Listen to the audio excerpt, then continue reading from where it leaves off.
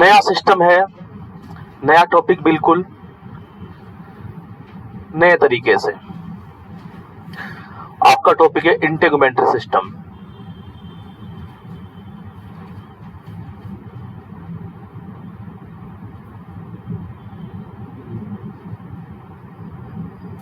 Integumentary system, देखिए integumentary system सबसे पहला क्वेश्चन यही बनता है कि इंटेगुमेंट्री सिस्टम के अंदर हम क्या पढ़ते हैं। आप स्किन को पढ़ते हैं। किसको पढ़ते हैं बताओ? In this system,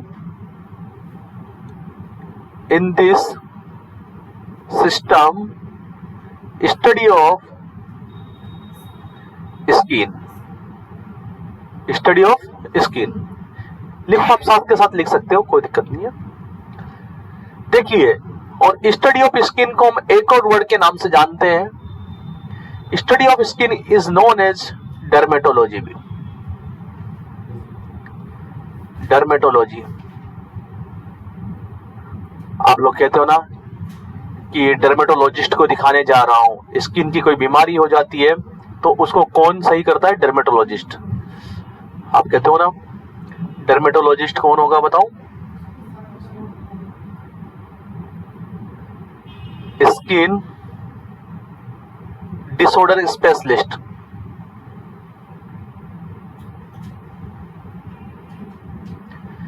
skin disorder specialist को बोलते हैं डर्मेटोलॉजिस्ट। होते हैं ना, हॉस्पिटल के अंदर होते हैं आपके।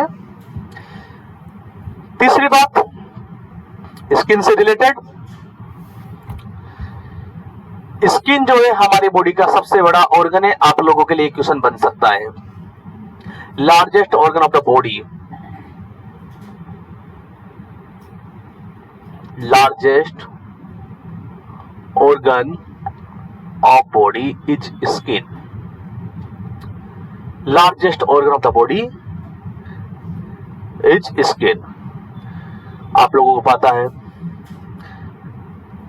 कि इसका मेन काम क्या है? आप लोगों से पूछ लिया जाए स्किन का मेन काम क्या है? आपको प्रोटेक्शन प्रोवाइड करना।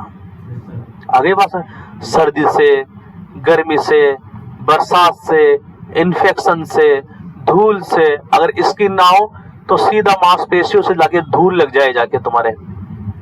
स्किन ना हो आपके तो जो इन्फेक्शन जो घूम रहे हैं वातावरण के अंदर, वो सीधे कहां चले जाए? आपके मांसपेशियों के कांटेक्ट में चले जाए, आपके हड्डियों के कांटेक्ट में चले जाए।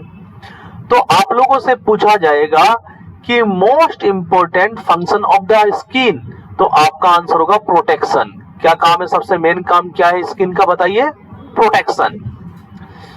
Most important function of the skin,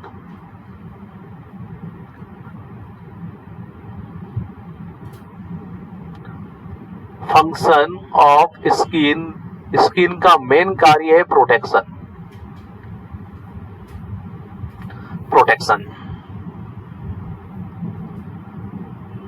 आगे बात समझ में? और अदर कार्य देखिए, ये जो है आपके इनएक्टिवेटेड विटामिन डी को एक्टिवेटेड विटामिन डी में कन्वर्ट करता है। जैसे कि आप लोगों को पता है कि आपकी बॉडी के अंदर, आप लोग खाना खाते हो तो आपकी बॉडी के अंदर चला जाता है विटामिन डी। क्या चला जाता है बताओ? जो विटामिन डी गया है आपकी बॉडी के अंदर वो इनएक्टिवेटेड है। क्या है बताओ? वो सूर्य के प्रकाश की किरणों के माध्यम से, किसके माध्यम से? जब सूर्य के प्रकाश की किरणें आपकी स्किन पे पड़ती है तो स्किन जो है आपके इनएक्टिवेटेड विटामिन डी को एक्टिवेटेड विटामिन डी में कन्वर्ट कर देती है। एक बार फिर से सुनेंगे मेरी बात को। हम लोगों ने विटामिन डी लिया, अलग अलग खाने वाली चीजों में विटामिन डी पाया जाता है। वो विटामिन डी आपके स्टोर हो गया बॉडी के अंदर। कहां स्टोर हो गया बताओ? बॉडी के अंदर। अब वो जो विटामिन डी आपने लिया है वो इनएक्टिवेटेड है। क्या है बताओ? जब सूर्य के प्रकाश की किरणें आपकी स्किन पर पड़ती है तो आपकी स्किन उस इनएक्टिवेटेड विटामिन डी को किस में कन्वर्ट कर देती है? Activated vitamin D. आगे बात समझ में? और एक्टिवेटेड विटामिन डी का काम क्या है? आपकी बॉडी के अंदर कैल्शियम का एब्जॉर्प्शन करना। अगर जिस किसी के विटामिन डी की कमी आ जाती है तो उसके कैल्शियम की भी कमी आ जाती है। किसकी कमी आ जाती है बताओ? जिन लोगों में विटामिन डी की कमी है वो कितना भी कैल्शियम लिए, कितना भी कैल्शियम खाए, उसके कैल्शियम की जो है मात्रा हमेशा कम रहेगी बॉडी के अंदर। क्यों? कारण यह है कि आप जो कैल्शियम खाते हो उसका एब्जॉर्प्शन करने का काम विटामिन डी का है। किसका है बताओ? विटामिन डी का है। तो दूसरा काम हो गया इसका इनएक्टिवेटेड विटामिन डी को एक्टिवेटेड विटामिन डी में कन्वर्ट करना। इनएक्टिवेटेड का मतलब जो काम करने लायक अभी नहीं है।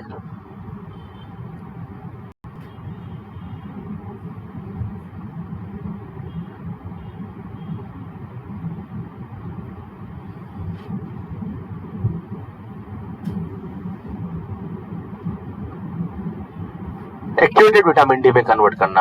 आगे बात समझ में।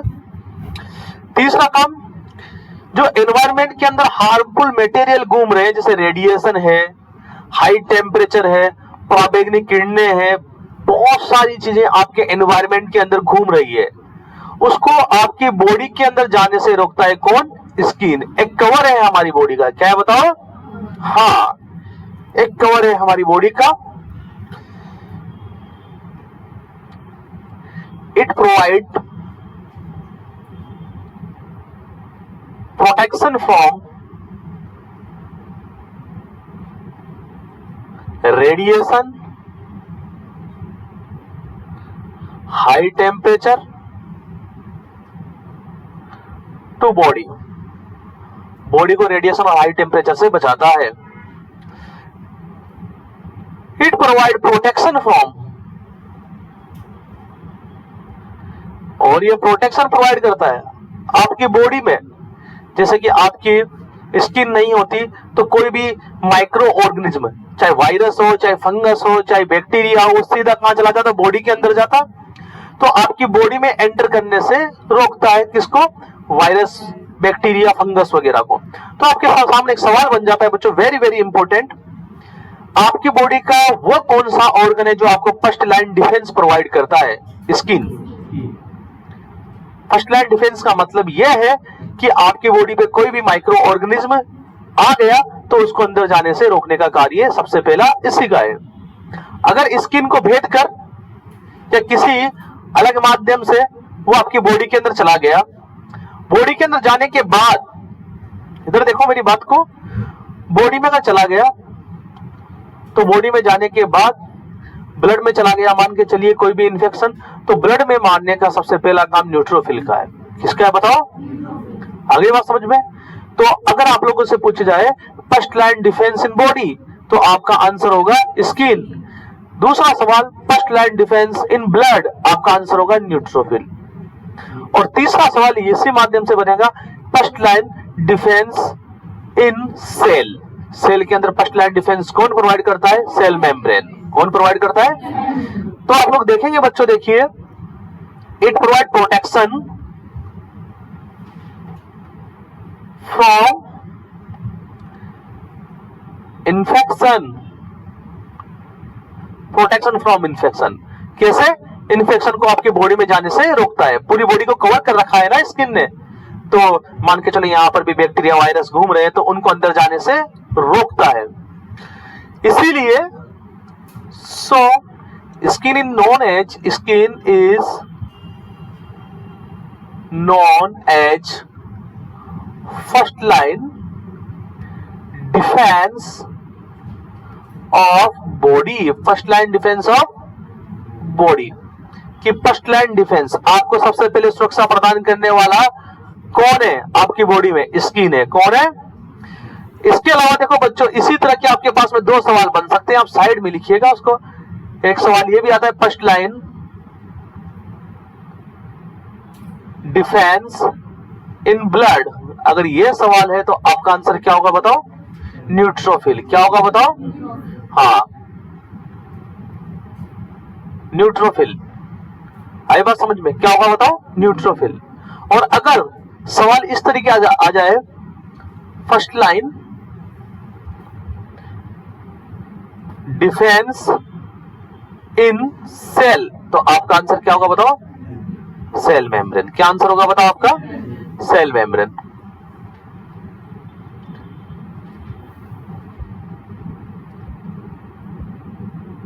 तो बताओ एग्जाम में। चलिए आगे,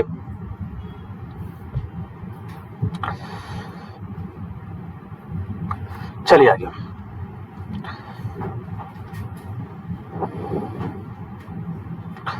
देखिए एक और बात, बॉडी की जितना हीट लॉस होता है, आपको पता है कि बॉडी का हीट लॉस कहां कहां से होता है, मुझे बताइए। हीट लॉस और बॉडी, एक छोटा सा एक साइड में लिखेंगे, है ना, कहां कहां से होता है बताओ बॉडी में हीट लॉस, मुझे बताइए आप लोग। स्किन से और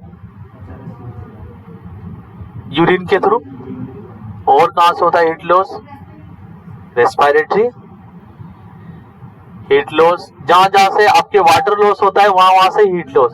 स्टूल के, आई बात समझ में? आई बात समझ में? अरे समझे या नहीं समझे? समझे तो आप लोगों को पूछा जाएगा बच्चों कि सबसे ज्यादा हीट लॉस कौन से ऑर्गन से होता है, तो आप बताएंगे स्किन से। किससे बताओ? हाँ, सबसे ज्यादा हीट लॉस कौन से ऑर्गन से होता है बताओ? स्किन से। सबसे ज्यादा हीट लॉस स्किन से ही होता है बच्चों। कितना? टोटल हीट लॉस होता है उसका 85%। टोटल हीट लॉस होता है उसका 85%। कौन करता है? आपके स्किन।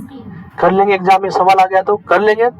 देखिए बच्चों आगे, अगर आप अपनी स्किन को एक चादर बना दें, क्या बना दे बताओ?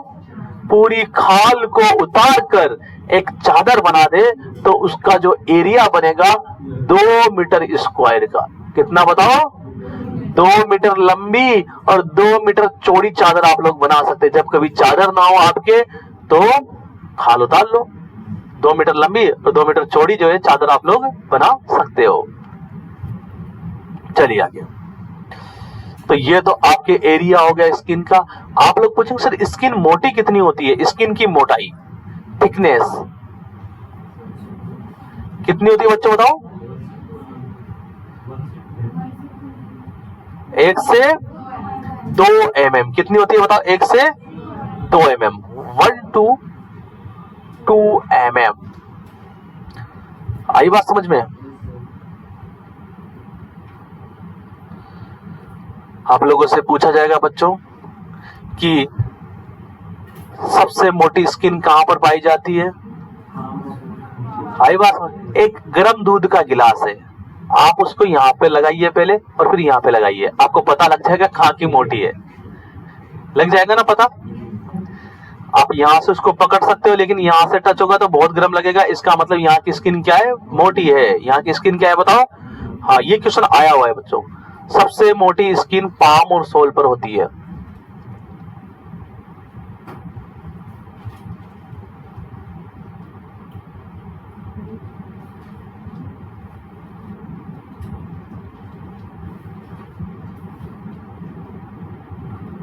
कहां होती है? पाम और सोल पर। और सबसे पतली स्किन कहां पर होती है बताओ? आईलिड एंड ग्लांस पेन, इस पे सबसे पतली स्किन होती है। सबसे पतली स्किन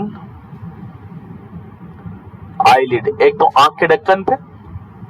ग्लांस पेनिस, पेनिस का सबसे आगे वाला part is known as glans penis. Eyelid and glans penis, सबसे पतली स्किन। यहां से क्वेश्चन बनते हैं, ऐसा कोई मोटा सा बड़ा सा क्वेश्चन नहीं बनता है स्किन के अंदर, मैं आपको बता दूं। क्लियर है? बात करते हैं स्ट्रक्चर ऑफ स्किन की। स्किन के स्ट्रक्चर की बात करते हैं। स्ट्रक्चर ऑफ स्किन,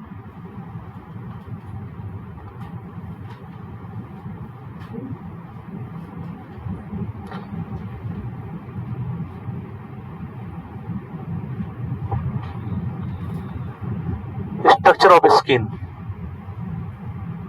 बात करेंगे आप लोग। तो आपको बता दूं बच्चों, ध्यान से सुनिएगा मेरी बात को। देखिए आपकी जो स्किन है वो 3 लेयर से मिलकर बनी होती है। कितनी लेयर से बताओ? आपके सबसे बाहर की क्या है बताओ? एपिडर्मिस, उसके बाद डर्मिस, उसके बाद हाइपोडर्मिस, जिसको सबक्यूटेनियस भी कहते हैं। समझे? आप लोग पढ़ के आए तो अब तो ऐसा लग रहा है कि सब कुछ वही है। सब कुछ सेम ही रहेगा। सेम ही तो रहेगा। अब आपको आके तो बोलूंगा, कान थोड़ी बोल सकता हूँ एक बार बताओ सर वो तो ये तो सेम का सेम ही पढ़ा रहे हो तुम, जो है तो है और क्या, जो चीज जो है वही तो बोलूंगा मैं, उसको चेंज कैसे कर सकते हैं। तो आपके पास में स्किन की 3 लेयर होती है, कितनी लेयर से बनी होती है, और आंख कितनी लेयर से बनी होती है मुझे बताओ आप। आंख 3 कौन कौन सी,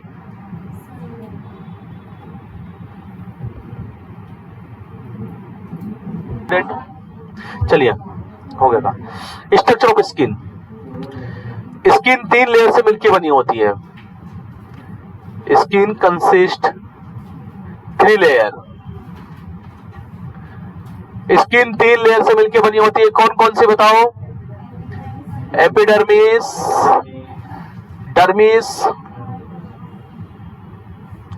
और तीसरा आपके पास में हाइपोडर्मिस, जिसको हम लोग सबक्यूटेनियस भी कहते हैं। क्या कहते हैं बताओ,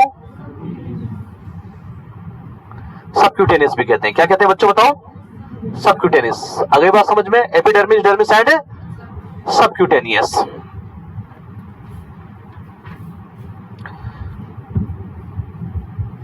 आप लोगों से पूछा जाएगा एक सवाल कि स्किन की सबसे सुपरफिशियल लेयर कौन सी है, कौन सी है सुपरफिशियल बताओ, कौन सी है बताइए, एपिडर्मिस है ना, सुपरफिशियल सबसे बाहर की लेयर। एक सवाल आप लोगों से पूछा जाए, स्किन की जो लेयर आपको दिखाई दे रही है वो कौन सी लेयर है बताओ, एपिडर्मिस है। कौन सी है बताओ, एपिडर्मिस।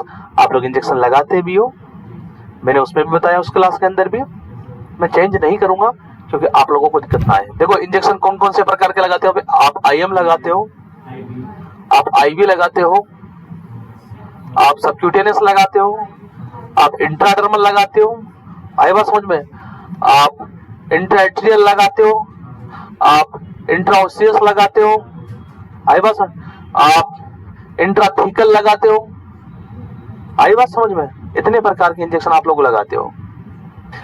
देखिए ये सारे इंजेक्शन को जो इंट्रा एट्रियल, इंट्रा ओसियस और इंट्राथीकल और आईवी, इन सबको छोड़ के बाकी सारे के सारे किस में लगते हैं, स्किन के। आईएम मसल्स किस पे लगेगा बताओ, कितने डिग्री पे लगाया जाता है आईएम बताइए, कितने डिग्री पे, 90 डिग्री पे। आगे बात समझ में। और कोई पतला दुबला है तो हड्डी में घुस जाएगा इंजेक्शन, ये भी तो ध्यान रखेंगे। पतला दुबला है तो 60 डिग्री पे, किस पे लगाएंगे, 60 डिग्री पे लगाएंगे।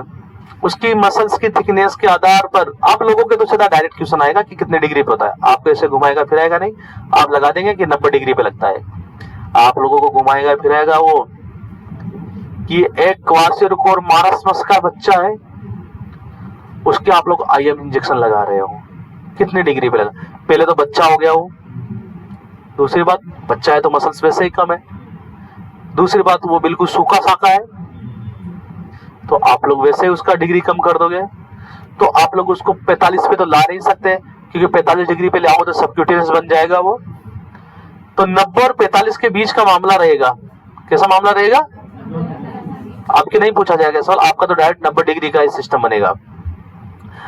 आईवी इंजेक्शन आप सभी जानते हैं कितने डिग्री पे लगता है, 30 डिग्री पर। ये चीज याद रखा करो, आईवी इंजेक्शन कितने डिग्री पे लगेगा बताओ, और सबक्यूटेनियस बताओ, मोटा आदमी है तो आगे बात समझ में।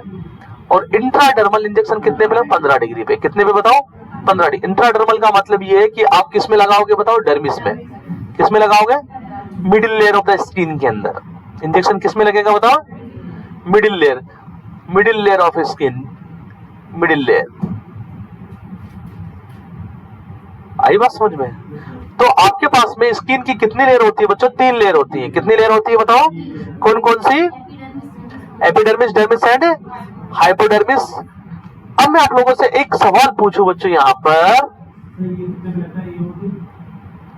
कौन सा, ये डिग्री विग्री नहीं है, ये तो हार्ट में लगेगा, इंट्रा आर्ट्रियल सीधा इंट्रा एट्रियम में, एट्रियम के अंदर लगाया जाता है। जब कार्डियक अरेस्ट हो जाता है तो हम सीधा हार्ट में लगाते हैं इंजेक्शन, जो इंट्राओसियस है बोन मेरो के अंदर। आई बात समझ में। और इंट्राथिकल किसमें लगता है बताओ? इंट्राथिकल लगता है आपके स्पाइनल में, वर्टिब्रा के अंदर, वर्टिब्रा कॉलम के अंदर आप लोग किसमें डालते हो? सब एराकिनोइड स्पेस के अंदर। तो कितनी लेयर है बताओ आपके? 3 लेयर। कौन कौन सी? Epidermis, dermis and hypodermis. एक सवाल आप लोग मुझे यहाँ पे बता दें, ये बताएंगे बच्चे, आज तुम्हारा ही दिन है। हाइपोडर्मिस इंजेक्शन कितने डिग्री पे लगता है?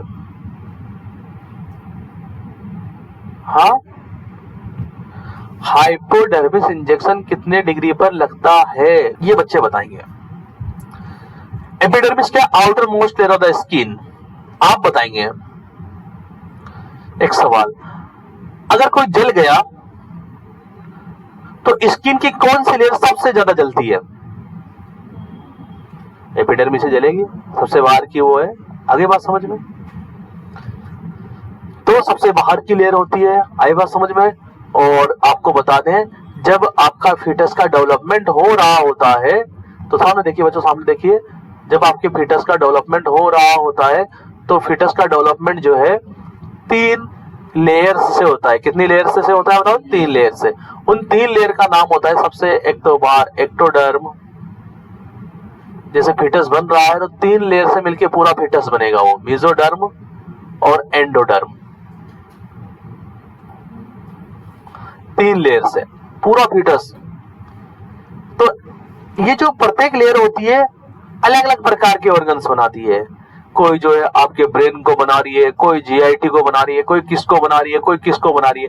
हम बात कर रहे हैं स्किन की। किसकी बात कर रहे हैं? तो आप लोगों से एग्जाम में पूछा जाए कि फीटस में स्किन का डेवलपमेंट कौन सी लेयर से होता है, तो आप हर कुछ बोलते हो, दिमाग स्टेबल। फीटस में एपिडर्मिस का डेवलपमेंट कौन सी लेयर के द्वारा होता है, तो आप बताएंगे एक्टोडर्म के द्वारा। किसके द्वारा? इधर देखो, इधर देखो, इधर देखो, एक ऐसे अंडा बनता है पहले, जिसको बोलते हैं फर्टिलाइज्ड ओवम। क्या बोलते हैं? इस अंडे से 3 लेयर बनती है। कितनी लेयर बनती है इस अंडे से? कौन कौन से 3 लेयर बताओ? Ectoderm, mesoderm and endoderm. आप पढ़ेंगे इसके बारे में डिटेल से। तो इन तीनों लेयर से पूरी की पूरी बॉडी का निर्माण होता है। जब फीटस बनता है, भ्रूण बनता है, तो इन 3 लेयर से पूरी बॉडी का निर्माण होता है। तो ये पूछा जाता है कि इन 3 लेयर में से कौन सी लेयर जो है आपकी स्किन बनाती है, तो आपका आंसर रहेगा एक्टोडर्म। क्या आंसर रहेगा बताओ? तो epidermis develop from, epidermis develop होती है किससे बताओ? एक्टोडर्म से। सभी बच्चे कर देंगे सवाल को? आप भी कर देंगे? चलिए,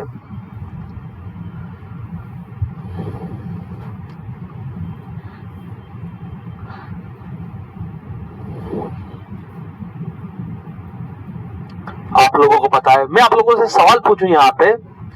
मैंने आपसे कहा था कि स्किन का मेन काम प्रोटेक्शन का है। आपको बताइए, मेन काम स्किन का प्रोटेक्शन का है, वो हमें सुरक्षा प्रदान करती है। तो स्किन के अंदर भी कौन सी ऐसी लेयर है जो सबसे ज्यादा सुरक्षा प्रदान करती है बताओ? एपिडर्मिस। सबसे बाहर तो वही है ना, सबसे बाहर तो वही है, चौकीदार तो वही है। आगे बात समझ में? तो एपिडर्मिस ही आपको सबसे ज्यादा सुरक्षा प्रदान करती है। और सबसे ज्यादा सुरक्षा प्रदान करने की वजह से क्या होगा? इसको सबसे ज्यादा कठोर भी होना पड़ेगा, सबसे ज्यादा। तो आपको पता है, इधर देखिए, इधर देखिए, इधर देखिए, आपको पता है कि जो आपकी स्किन की जो कठोरता होती है, थोड़ी बहुत जो कठोरता होती है, वो इसलिए होती है कि स्किन जो है आपके कौन से टिश्यू की बनी होती है बताओ? Keratinized, stratified, squamous, epithelial tissue. आगे बात समझ में? केराटिनाइज्ड आप याद रखेंगे। Epidermis found by, epidermis formed by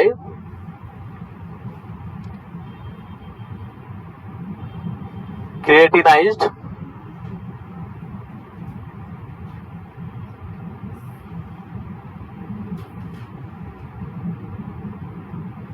केराटिनाइज का मतलब क्या है? इसमें केराटिन है। क्या है बताओ? केराटिन होगा तो क्या होगा? कठोर होगा। दूसरी बात, केराटिनाइज्ड स्ट्रेटिफाइड का मतलब क्या है बताओ? बोलिए, कोई नहीं बोलेगा। अब मैं पूछूंगा, अब आएगा मजा, आएगा मजा। तो keratinize stratified squamous,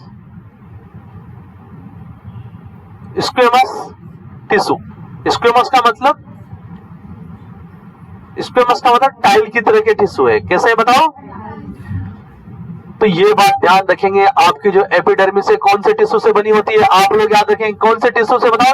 keratinised stratified squamous epithelial tissue, पूरा keratinized stratified squamous epithelial tissue, ये पूरा याद रखना पड़ेगा। आप लोगों से डायरेक्ट भी पूछ सकते हैं कि स्किन कौन से टिश्यू से बनी होती है, आपको आंसर आएगा एपिथेलियल टिश्यू से। किससे बताओ? और एपिथेलियम में भी किससे बताओ? स्क्वेमस से। स्क्वेमस में भी किससे बताओ? स्ट्रेटिफाइड से। और स्ट्रेटिफाइड में भी किससे बताओ? केराटिनाइज। आगे बात समझ में? किससे? पहले आप सबसे पहले टिश्यू के प्रकार पढ़ते हो, ECMN, क्या पढ़ते हो? फिर आप एपिथेलियल टिश्यू के प्रकार पढ़ते हो। दो आधार पे डिवाइड किया गया है, एक तो लेयर के आधार पर, एक स्ट्रक्चर शेप के आधार पर। शेप के आधार पे आपके पास में 4 प्रकार के हैं। कौन कौन से? स्क्वेमस है, क्यूबॉइडल है, कोलमनार है और ट्रांजिशनल है। उसके बाद आप लोग लेयर के आधार पे 2 भागों में बांटा गया, स्ट्रेटिफाइड, नॉन स्ट्रेटिफाइड, जिनको सिंपल भी कहते हैं हम लोग। आई बात समझ में?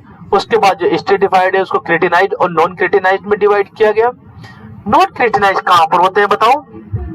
इंटरनल प्रोटेक्शन जहां पर होता है, जैसे कि म्यूकस मेम्ब्रेन। पढ़ाई किया करो बेटा, बहुत छोटी छोटी बातें।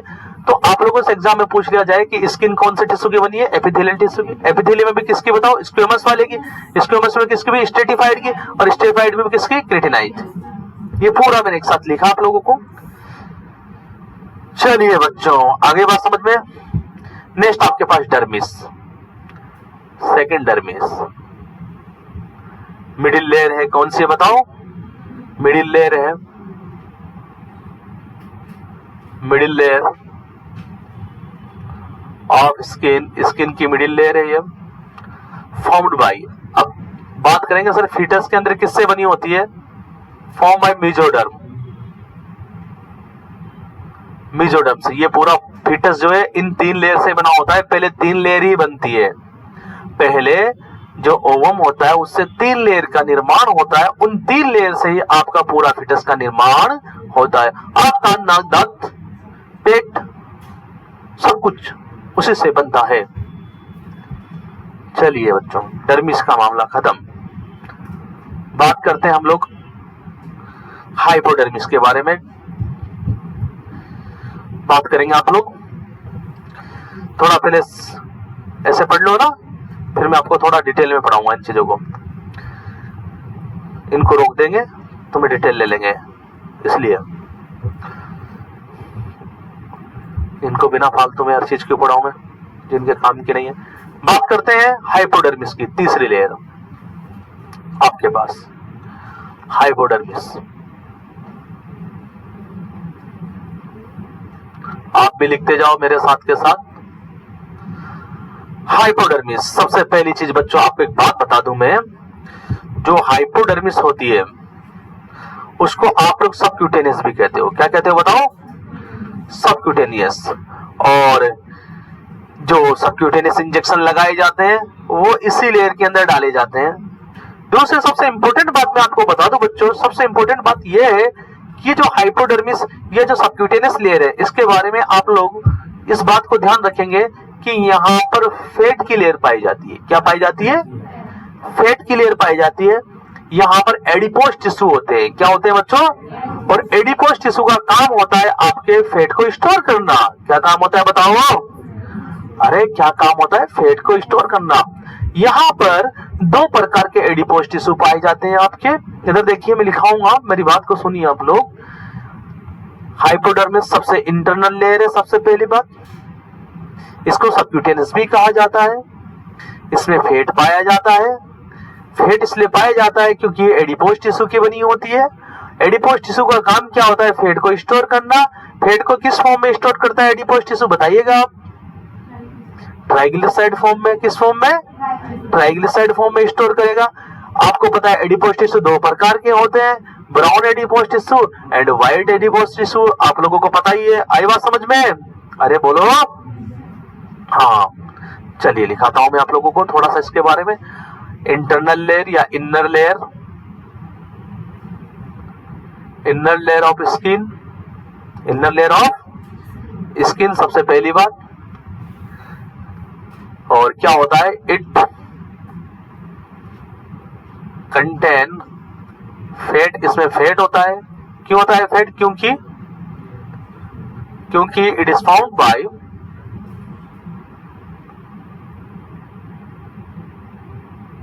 Adipose tissue. किससे बना होता है बताओ? ये एडिपोज टिश्यू से। और एडिपोज टिश्यू का काम क्या होता है बताओ? हाँ,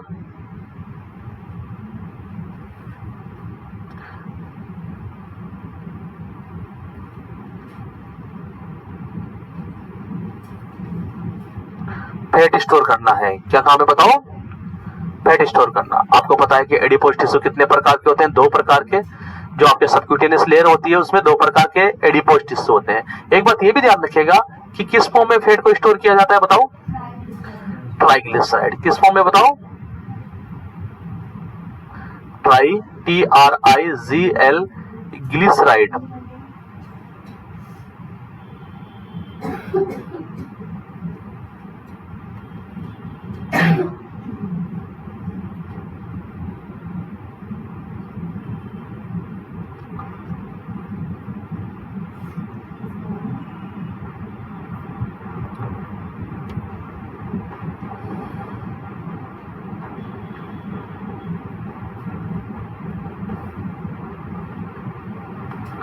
ट्राइग्लिसराइड।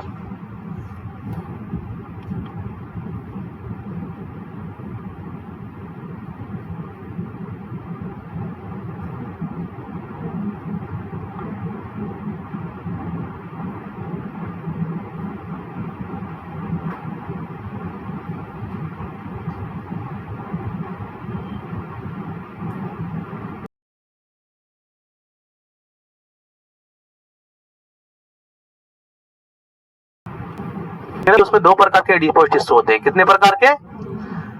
जो सबक्यूटेनियस लेयर है वो कौन से टिश्यू की बनी होती है बताओ? एडिपोज टिश्यू की। कितने प्रकार के होंगे एडिपोज टिश्यू? 2 प्रकार के।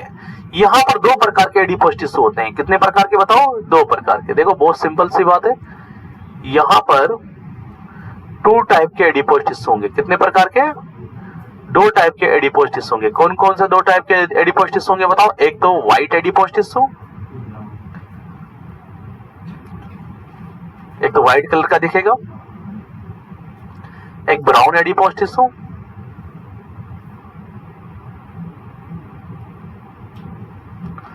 इन दोनों का कार्य अलग अलग है बच्चों। मैं आपको बता दूं, जो व्हाइट एडिपोज टिश्यू होते हैं इनका काम होता है आपकी एनर्जी को स्टोर करना। क्या काम होता है बताओ? इसका काम है एनर्जी स्टोर करना। इसका काम क्या है बताओ? एनर्जी स्टोर करना। जबकि आपके ब्राउन एडिपोज टिश्यू का काम क्या होगा बच्चों? ध्यान से देखिएगा इधर। ब्राउन एडिपोज टिश्यू का काम होता है हीट स्टोर करना। क्या स्टोर करना बताओ? हीट स्टोर करना। क्यों हीट स्टोर करना? मेरी बात को सुनिएगा कि ये जो ब्राउन एडिपोज टिश्यू होते हैं, ध्यान से मेरी बात को सुनिएगा, ब्राउन एडिपोज टिश्यू होते हैं, यहां पर ट्राइग्लिसराइड ज्यादा होता है। क्या ज्यादा होता है बताओ? मतलब फैट ज्यादा होता है। और फैट का काम क्या होता है? हीट को स्टोर करना। फैट का काम क्या होता है बच्चों? हीट को स्टोर करना। व्हाइट एडिपोज टिश्यू का काम एनर्जी स्टोर करना और ब्राउन एडिपोज टिश्यू का काम क्या होता है? हीट स्टोर करना। यहाँ पर एक क्वेश्चन बनता है, कई बार एग्जाम में आता है कि जो नियोनेट होते हैं, इधर देखिए बच्चों, नियोनेट के अंदर हाइपोथर्मिया के चांसेस क्यों होते हैं? आप सभी लोग जानते हैं कि हाइपोथर्मिया किसे कहते हैं बताओ? हाइपोथर्मिया का मतलब होता है टेम्परेचर कम हो जाना। क्या हो जाना बताओ?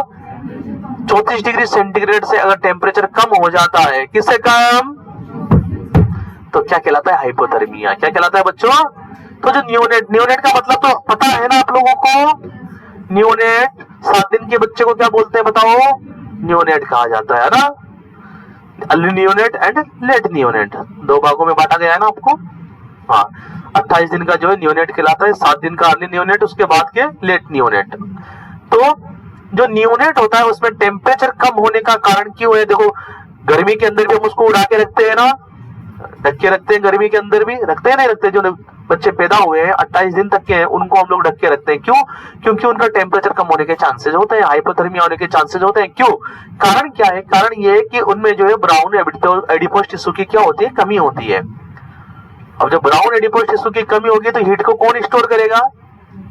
हीट स्टोर ही नहीं होगी, इस वजह से उनका टेम्परेचर क्या रहता है बच्चों? कम रहता है। उनमें ब्राउन एडिपोज टिश्यू की कमी होती है। और आपको बता दें क्वेश्चन यहां पर यह भी बनता है, देखो मैं आपको बता दूं, आपसे पूछा जाएगा कि न्यूनेट में साइलेंट किलर डिजीज कौन सी है? Silent killer disease of neonate. अचानक से बच्चे को चुपचाप से मार देगी, क्या है बताओ? Silent killer disease hypothermia. और बड़ों में कौन है बताओ? हाइपरटेंशन। ये क्वेश्चन आपको भी याद होना चाहिए।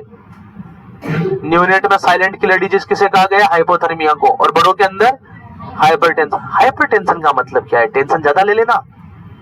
आप बताएंगे हाइपरटेंशन का मतलब क्या है बच्चे?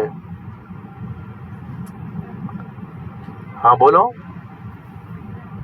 हाइपरटेंशन का मतलब क्या है? चलिए, हाँ, तो बड़े लोगों के अंदर जो साइलेंट किलर डिजीज कहा गया है वो किसे कहा गया बताओ? हाइपरटेंशन को। बीपी बढ़ी रहेगी, धीरे धीरे उसके ऑर्गन्स को क्या कर देगी? डैमेज। जिन लोगों की बीपी बढ़ी रहती है उनका धीरे धीरे ब्रेन डैमेज होने लगता है, उनकी किडनी डैमेज होने लगती है, जो स्मॉल स्मॉल ऑर्गन्स होते हैं वो डैमेज होना स्टार्ट हो जाते हैं, उनकी वजह से उनकी लास्ट में क्या हो जाती है? डेथ हो जाती है। आगे बात समझ में? इसी तरीके से अगर न्यूनेंट है तो न्यूनेंट के अंदर साइलेंट किलर किसे कहा गया बताओ? हाँ, किसे कहा गया बताओ? अब बात करते हैं, हम थोड़ा सा डिटेल में पढ़ेंगे। देखो एपिडर्मिस को थोड़ा सा डिटेल में पढ़ लेंगे, है ना? एपिडर्मिस, डर्मिस और इनको थोड़ा सा डिटेल में पढ़ेंगे, बस इतना सा ही तो इसकी एनाटॉमी है। जल्दी उतारो, आगे चलते हैं हम लोग। बात करते हैं हम डिटेल में, थोड़ा डिटेल स्ट्रक्चर की बात करेंगे हम लोग स्किन के। आपको पता है कि स्किन 3 लेयर से मिलकर बना होता है, एपिडर्मिस, डर्मिस एंड हाइपोडर्मिस या सबक्यूटेनियस लेयर। तो सबसे पहले हम एपिडर्मिस को माइक्रोस्कोप में देखेंगे। माइक्रोस्कोपिक स्ट्रक्चर ऑफ स्किन, हमारा आगे का जो टॉपिक है वो है microscopic structure of skin.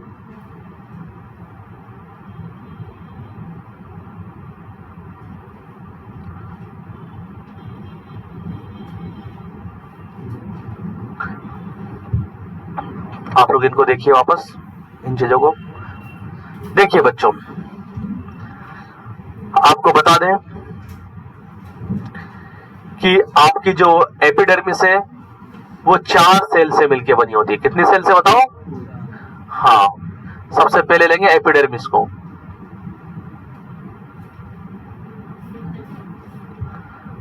Epidermis formed by 4 cell.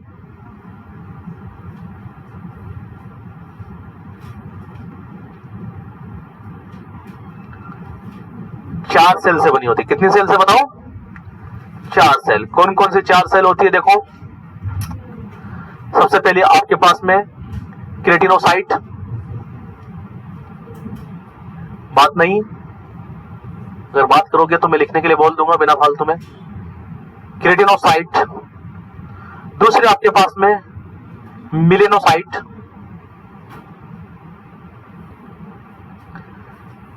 Melanocyte.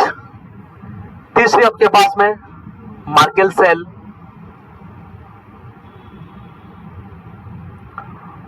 Merkel cell. चौथी आपके पास में Langerhans cell. Langerhans cell.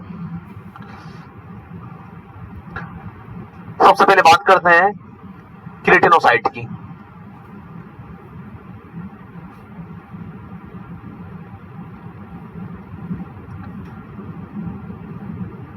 Keratinocyte, जैसा कि नाम से सो है, आपको नाम से सो है केराटिनोसाइट। आप भी लिखेंगे इस लाइन को।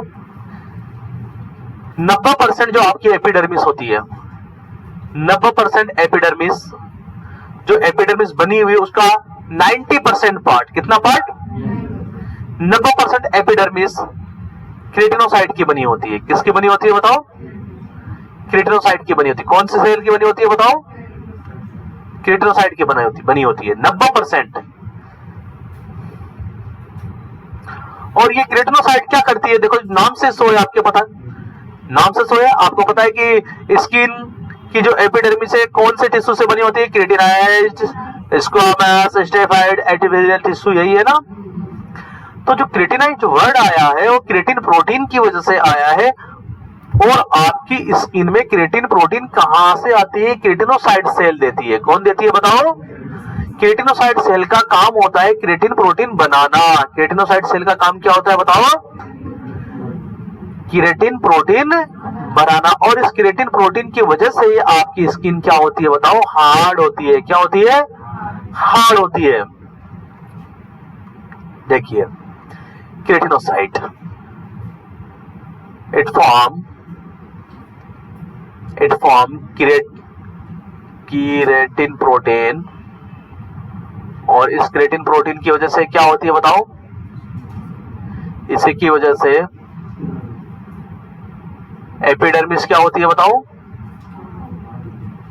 हार्ड होती है। देखिए आप लोग, केराटिन प्रोटीन की वजह से आपकी एपिडर्मिस क्या होती है बच्चों? हार्ड होती है। आई बात समझ में? अब और माइक्रोस्कोप को और खींचो, जब आप केराटिनोसाइट सेल को देखेंगे तो उसमें कितनी लेयर आपको दिखाई देगी बच्चों बताओ? 5 लेयर। कितनी लेयर दिखाई देगी? जब आप केराटिनोसाइट सेल को देखेंगे तो केराटिनोसाइट सेल में कितनी लेयर दिखाई देगी आपको? 5 लेयर। बहुत इंपॉर्टेंट क्वेश्चन है आप लोगों के लिए ये। Keratinocyte cell formed bye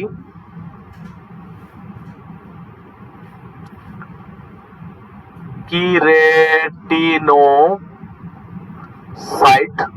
cell formed by बनी होती है 5 प्रकार की लेयर से। कितनी लेयर से बताओ? जैसे देखो बच्चों, देखिए जैसे मान के चलो मैंने केराटिनोसाइट सेल निकाल ली, ये लीजिए, ये मैंने केराटिनोसाइट सेल निकाल ली स्किन से। क्या निकाल ली बताओ? ये केराटिनोसाइट सेल निकाल ली। तो ये जो केराटिनोसाइट सेल है बच्चों, देखिए ये आपके पास में कितनी लेयर से बनी होगी बताओ? 5 लेयर से। कितनी से बताओ? एक पहली ऊपर वाली, उसके बाद दूसरी, उसके बाद तीसरी, फिर चौथी, और फिर 5 लेयर से मिली। कितनी लेयर से बताओ? हाँ, देखो आपके पास में कौन कौन से 5 लेयर आपको सीक्वेंस से नाम याद होना चाहिए, आउटर से इनर की तरफ। कहां से किधर की तरफ बताओ? ये आपके पास में मान के चलिए, ये एक्सटर्नल है, सबसे बाहरी बाहर की। देखो एक बार फिर से समझेंगे आप लोग, मुझे लग रहा है कि ये भ्रमित होते जा रहे हैं। इधर देखिए, इधर देखिए, इधर देखिए। तो एपिडर्मिस हम लोग पढ़ रहे हैं। तो एपिडर्मिस कितनी लेयर से बनी होती है? 4। कितनी सेल से बनी होती है? सॉरी, कितनी सेल से बनी होती है? 4। केराटिनोसाइट, मेलानोसाइट, मार्कल सेल और लैंगरेंज सेल।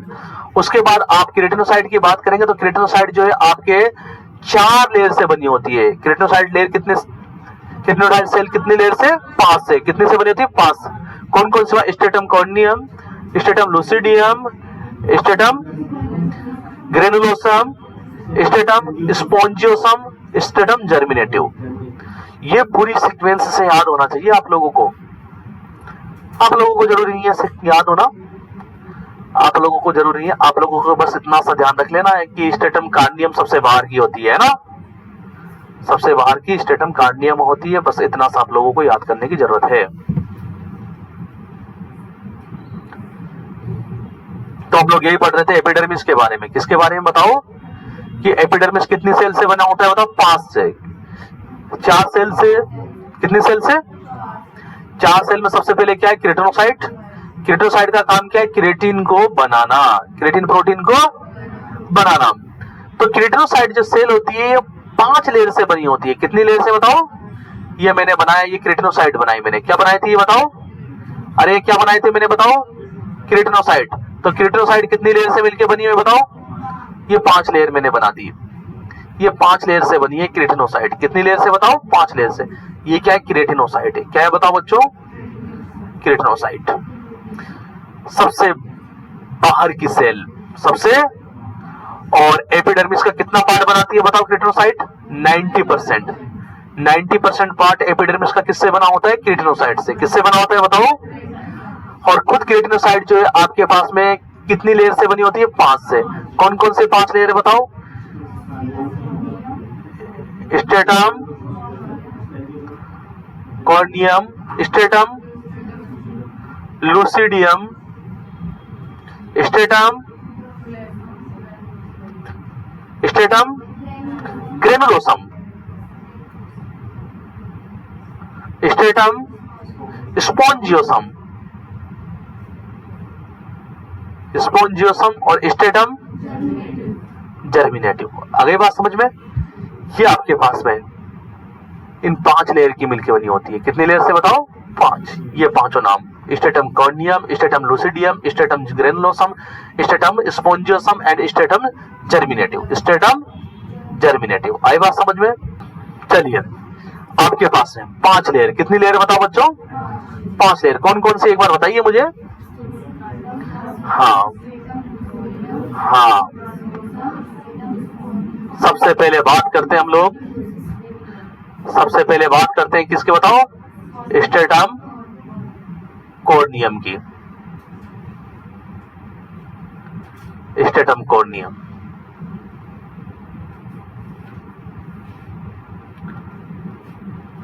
देखिए आप लोग बहुत सारी चीजें समझ रहे हैं, आप समझते हैं, आप में दिमाग नहीं है ना इसलिए नहीं समझते।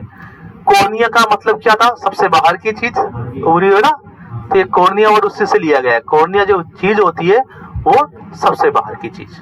तो सबसे बाहर आउटर मोस्ट, आपसे पूछा जाए कि एपिडर्मिस की आउटर मोस्ट लेयर कौन सी है?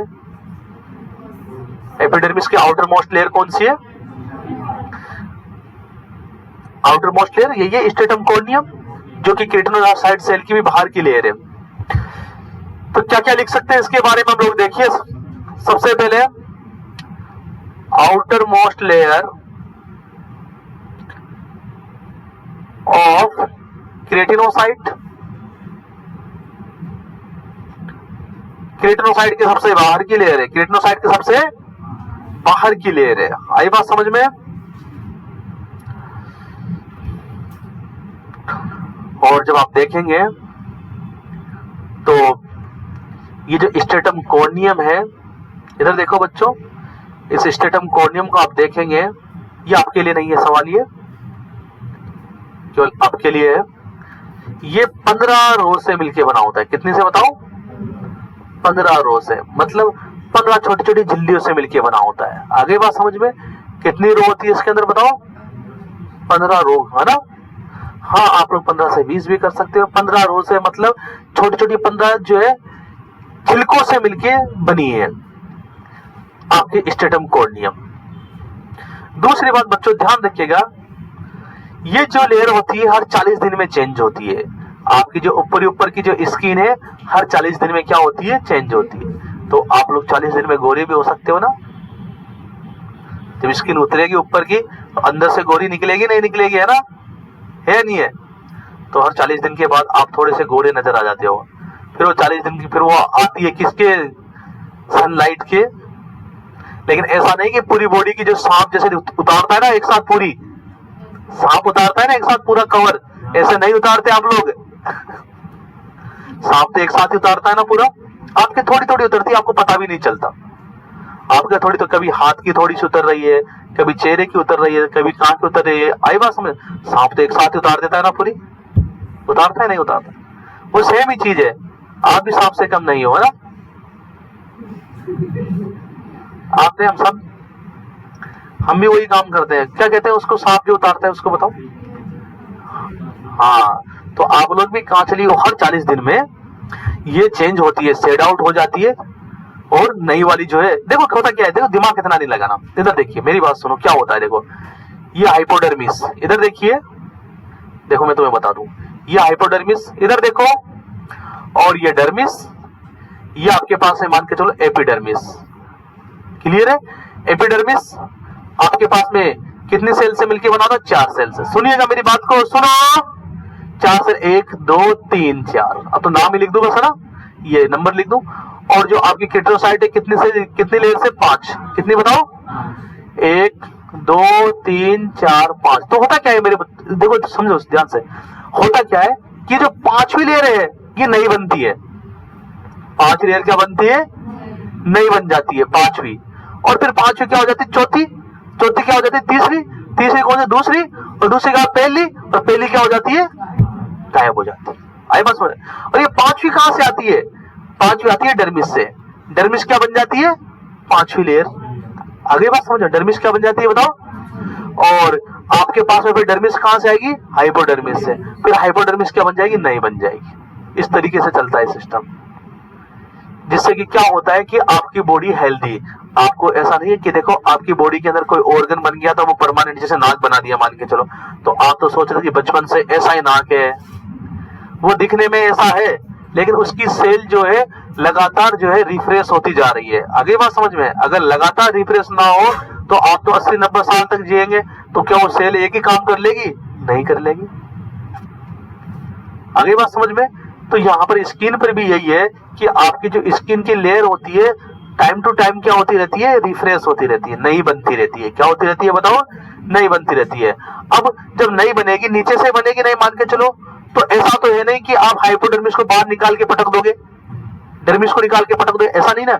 निकलेगी तो कौन सी, एपिडर्मिस की निकलेगी, और एपिडर्मिस में कौन सी निकलेगी, केटोसाइट सेल निकलेगी, और केटोसाइट में भी कौन सी निकलेगी बताओ, स्ट्रेटम कार्नियम। समझ गए होंगे आप लोग। और इस तरीके से आपकी जो है जो स्किन है वो हेल्दी बनती रहती है, और क्या होती रहती है, रिफ्रेश होती रहती है। क्या होती रहती है, तो हर 40 दिन में, हर 40 दिन में ये शेड आउट हो जाती है, शेड आउट हो जाती है। कांचली उतार देते हैं ना सांप, शेड आउट हो जाती है या चेंज हो जाती है। क्लियर, समझ गए बात को। हर 40 दिन में ये रिप्लेस होती रहती है। क्या होती रहती है बताओ, हाँ कौन रिप्लेस करेगा बताओ इसको, कौन रिप्लेस करेगा, स्ट्रेटम लूसिडियम। कौन रिप्लेस करेगा, स्ट्रेटम लूसिडियम क्या बन जाएगी, कार्नियम बन जाएगी। लूसिडियम क्या बन जाएगी बताओ, कार्नियम, और लूसिडियम के नीचे वाली क्या बन जाएगी, लूसिडियम बन जाएगी। आई बात समझ में। इस तरीके से सारी क्या है, एक एक सीढ़ी कहां पहुंच जाएगी, ऊपर पहुंच जाएगी, और बाहरी बार वाली क्या हो जाएगी, शेड आउट हो जाएगी। क्या हो जाएगी, बाहरी बार वाली शेड आउट हो जाएगी। ये चेंज होती रहती है 40 दिन में, हर 40 दिन में क्या होती रहती है, इसलिए इसको हर्नी लेयर बोलते हैं। क्या बोलते हैं बच्चों बताओ, ये क्वेश्चन आया हुआ है बच्चों कई बार।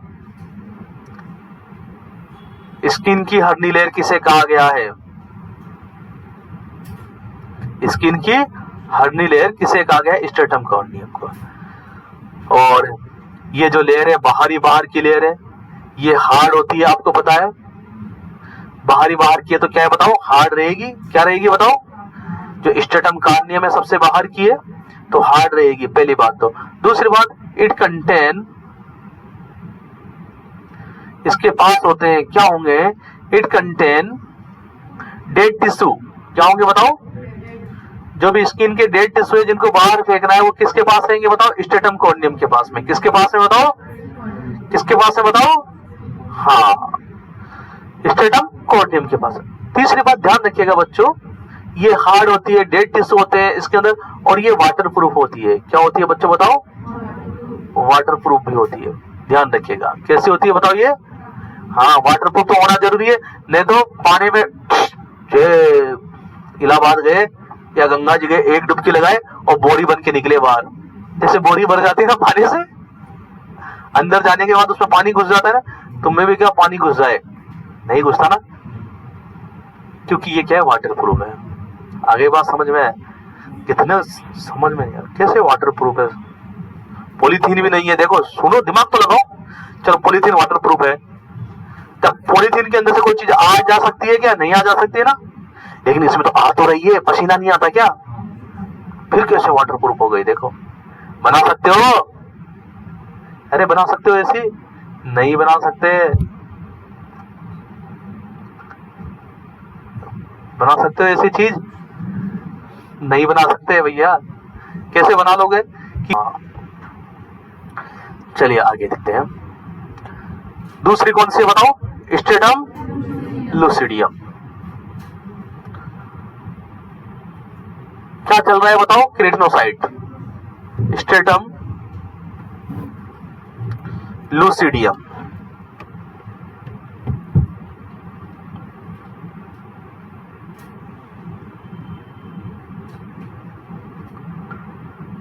स्ट्रेटम लूसिडियम।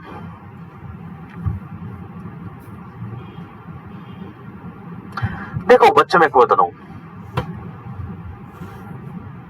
इधर देखिए बात को।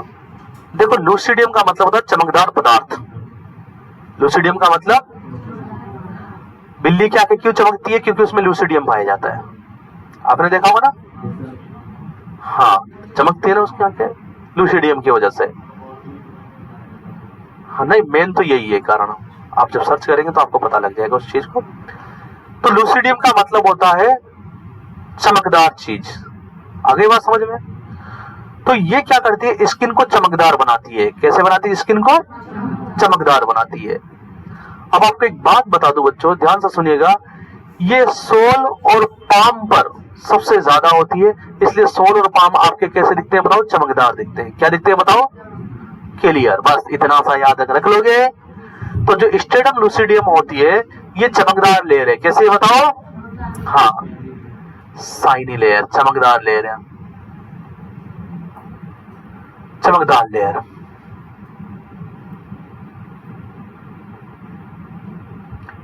और सबसे ज्यादा mostly found on palm and sole. Palm और सोल पे पाया जाता है। कहां पाया जाता है बताओ?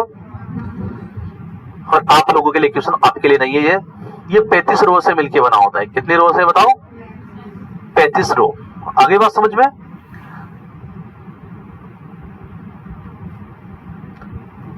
हाँ, रोम भी कहते हैं ना, ROM भी लिख सकते हैं आप लोग। लेकिन आप लोगों को पता तो होना चाहिए कि रोम क्या है। ये पता तो होना चाहिए ना, रो है क्या है ये?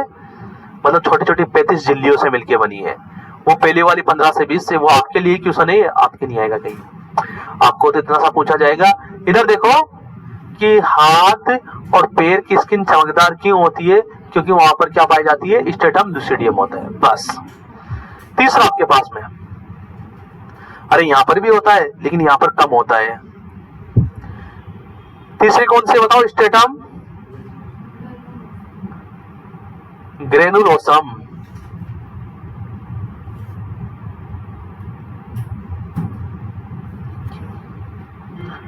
Stratum granulosum.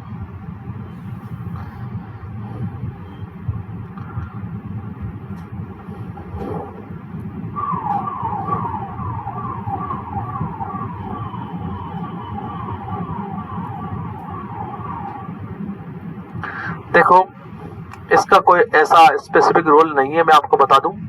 इसको ग्रेनुलोसम इसलिए कहा गया है, इसके अंदर कुछ ग्रेन्यूल्स पाए जाते हैं। क्या पाए जाते हैं बताओ? वो ग्रेन्यूल्स भी क्या करते हैं मैं आपको बता दूं, वो भी क्रिएटिन प्रोटीन ही बनाते हैं। क्या बनाते हैं? It contain granules, it contain granules, छोटे छोटे ग्रेन्यूल्स। और उन ग्रेन्यूल्स को क्या बोलते हैं हम लोग? क्रेटोफाइटिस सेल, है ना।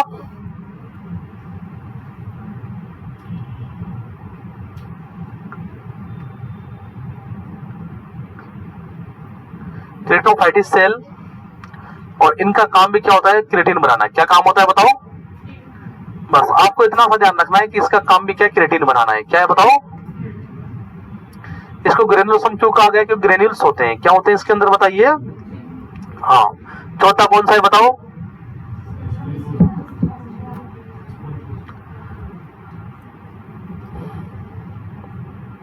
स्पॉन्जियोसम। क्यों? नाम बताइए, नाम के अनुसार ये स्पंज टाइप की होती है। कैसी होती है बताओ? हाँ, चौथी स्ट्रेटम स्पॉन्जियोसम।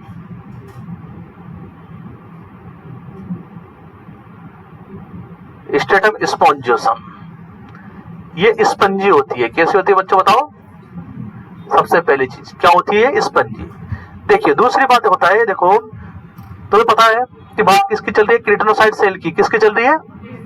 जो एपिडर्मिस की केराटिनोसाइट सेल जो है 5 लेयर से मिलकर बनी होती है। कितनी लेयर से? 5 लेयर से मिलकर बनी होती है। चौथी लेयर का नाम क्या है? स्ट्रेटम स्पोंजियोसम। क्या नाम है बताओ? इसको स्पोंजियोसम क्यों कहा गया है? क्योंकि ये स्पंजी होती है। क्या होती है? साथ ही साथ में आपको बता दें बच्चों, ध्यान से सुनिए, जो केराटिनोसाइट सेल होता है उसका प्रोटोप्लाज्म यही होता है स्ट्रेटम स्पोंजियोसम। प्रोटोप्लाज्म का मतलब जानते हो ना आप जब सेल को देखते हो तो सेल के कितने पार्ट? सबसे पहले 2 पार्ट, न्यूक्लियस एंड प्रोटोप्लाज्म। फिर उसके बाद साइटोसोल और साइटोप्लाज्म। पढ़ा था? अरे सेल में पढ़ा था। कोई भी सेल के 2 पार्ट होते हैं, न्यूक्लियस और प्रोटोप्लाज्म। प्रोटोप्लाज्म के 2 पार्ट, साइटोसोल और साइटोप्लाज्म। साइटोसोल क्या होता है? Liquid part. और आपके पास साइटोसोल में 2 सेल ऑर्गेनेल्स आते हैं, और मेम्ब्रेनस एंड नॉन मेम्ब्रेनस। तो आपके जो केराटिनोसाइट सेल का जो प्रोटोप्लाज्म है वो कौन है बताओ? Stratum granulosum. It is protoplasm spongiosum. It is protoplasm of keratinocyte cell. Keratinocyte cell का प्रोटोप्लाज्म है ये स्पोंजियोसम। इसी वजह से स्पंज की तरह होता है ना। और इस प्रोटोप्लाज्म को क्या बोलते हैं हम लोग? बताइए। प्रिकल लेयर भी कहते हैं। क्या कहते हैं बताओ? या फिर आप डायरेक्ट भी बोल सकते हो, छोड़िए ऐसे याद मत करिए। आप लोग स्ट्रेटम स्पोंजियोसम को क्या बोलते हैं? प्रिकल लेयर भी कहते हैं। क्या बोलते हैं बताओ? प्रिकल का मतलब होता है कि स्पंज टाइप की। कैसे बताओ? हाँ, इसको प्रिकल लेयर भी कहा जाता है। हर्नी लेयर किसे कहा गया बताओ? कॉर्नियम को। किसको कहा गया? प्रिकल लेयर किसे कहा गया बताओ? हाँ, स्पोंजियोसम को। किसको कहा गया बताओ? और ये कितनी रो से मिलकर बनी होती है? 8 से 10 रो से। कितनी रो से बताओ? 8 से 10। आप लोगों के लिए नहीं है ये, रो वाला आपको याद नहीं करना, आपके नहीं आएगा। 8 से 10 रो से बनी होती है। क्या बच्चा?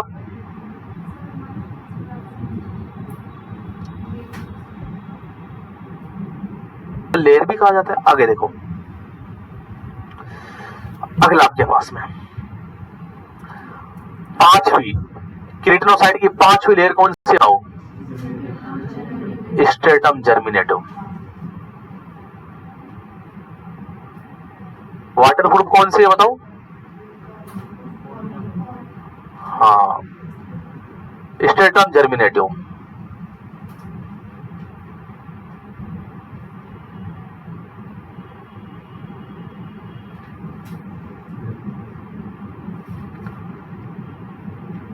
Stratum germinative.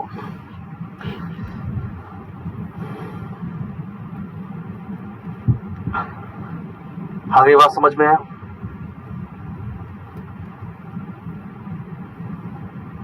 देखो सबसे पहली चीज इसके बारे में आप क्या याद रखेंगे? ये सबसे अंदर की लेयर है। It is inner layer of, it is inner layer of keratinocyte cell. आई बात समझ में? सबसे नीचे की है, सबसे नीचे की लेयर है ये केराटिनोसाइट सेल की। सामने देखें, केराटिनोसाइट सेल की सबसे नीचे की, सबसे अंदर की लेयर है। इसीलिए इसको बेसल लेयर भी कहते हैं। ये क्या बनाती है? केराटिनोसाइट सेल का बेस बनाती है। क्या बनाती है? आधार। बेस बनाने का मतलब होती है बेस बड़ा, बेस बड़ा, आधार। क्या बनाती है? आधार।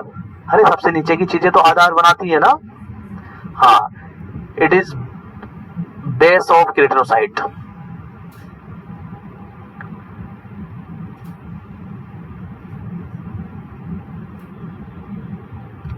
ये केराटिनोसाइट का बेस है, बेस बनाती है। इसको बेसल लेयर भी कहा गया है। क्या कहा गया बताओ? हाँ, बेस बनाती है इसलिए बेसल लेयर भी कहा गया है। इसको क्या कहा गया बताओ? Basal layer. बस नाम से देखो, सारी चीजें रटनी नहीं होती है। आप लोग समझो क्या चीजें रटेंगे? अरे सबसे अंदर की है, सबसे अंदर की है, सबसे नीचे की है, बेस तो बनाएगी।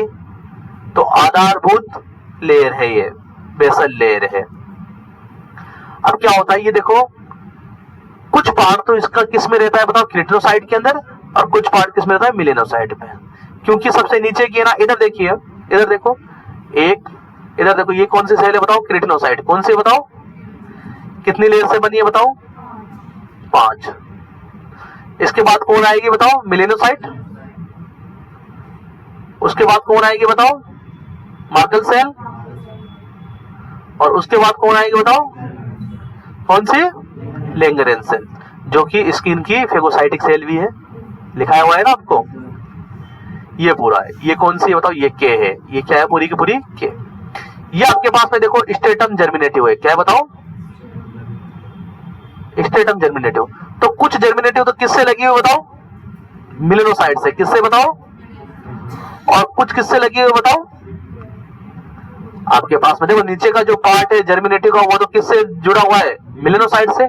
और ऊपर वाला किससे जुड़ा होगा बताओ, ग्रेनुलोसम से। किससे बताओ, हाँ जो भी है, स्पोंजियोसम। कौन से बताओ, स्पोंजियोसम से।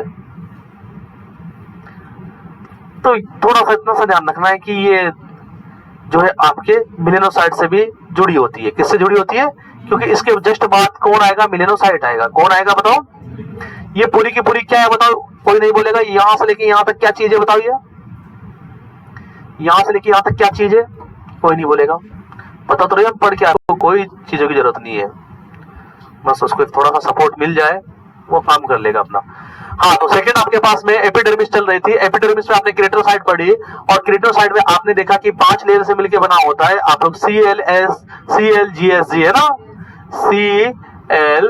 CLGSG, ये आपके पास में थी शॉर्ट फॉर्म में। अब हम बात करेंगे मेलानोसाइट की। किसकी बात करेंगे बताओ बच्चों, जैसा कि नाम से सो है, जैसा कि नाम से ही सो है, आपके पास में दूसरी cell melanocyte. Melanocyte very very important आपके एग्जाम के लिए, ध्यान से रखिएगा।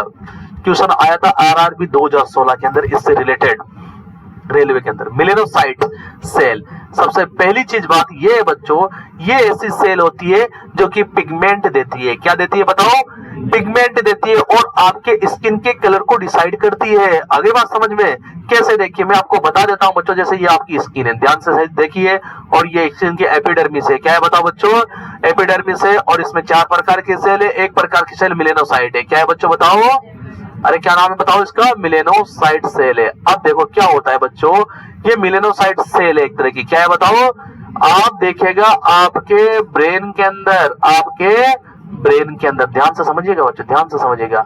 आपके ब्रेन के अंदर पाई जाती है पिट्यूटरी ग्लैंड। क्या पाई जाती है बताओ, पिट्यूटरी ग्लैंड के 2 पार्ट होते हैं। कितने पार्ट होते हैं बताओ, anterior pituitary gland and posterior pituitary. सामने देखिए, तो एंटीरियर पिट्यूटरी ग्लैंड से एक हार्मोन निकलता है जिसका नाम है मेलानोसाइट स्टिमुलेटिंग हार्मोन। क्या नाम है बताओ, अभी आप शॉर्ट फॉर्म याद रखेंगे MSH।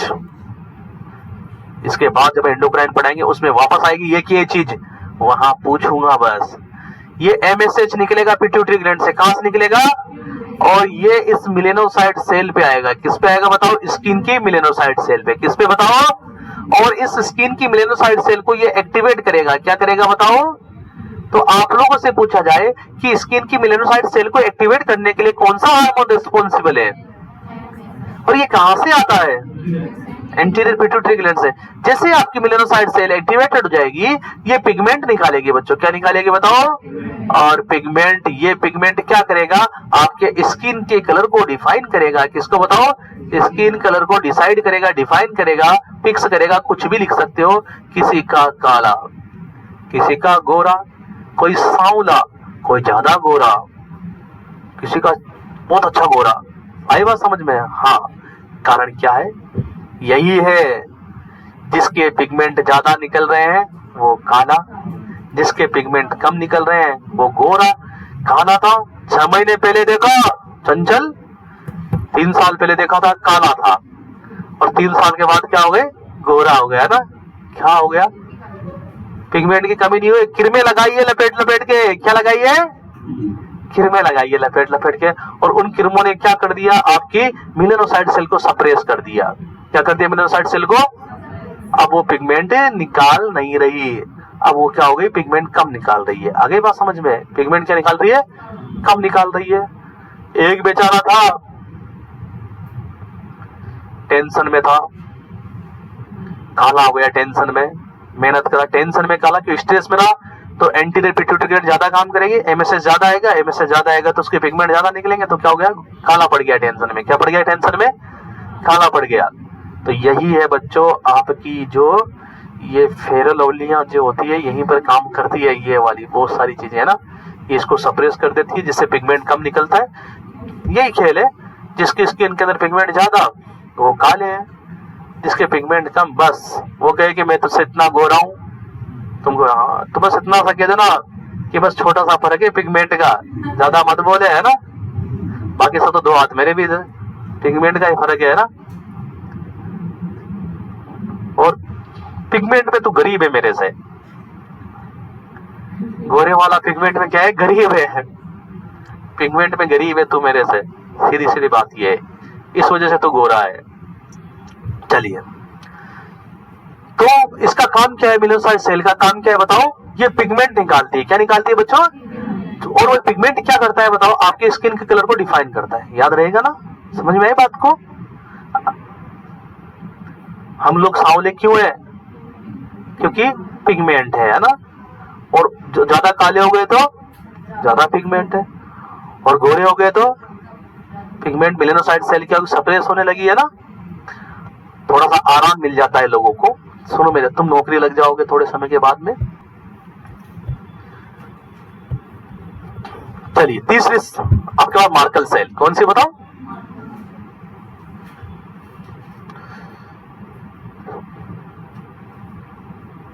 इसको खोल दो यार, पूरा खोल दो। मार्कल सेल, मार्कल सेल देखो क्या होता है बच्चों, मार्कल सेल क्या है, एक ज्यादा कुछ है ना, ये रिसेप्टर एक तरह का, क्या है बताओ, इसके पास टच रिसेप्टर होता है। क्या होता है, बस कुछ ज्यादा नहीं है, इट कंटेन टच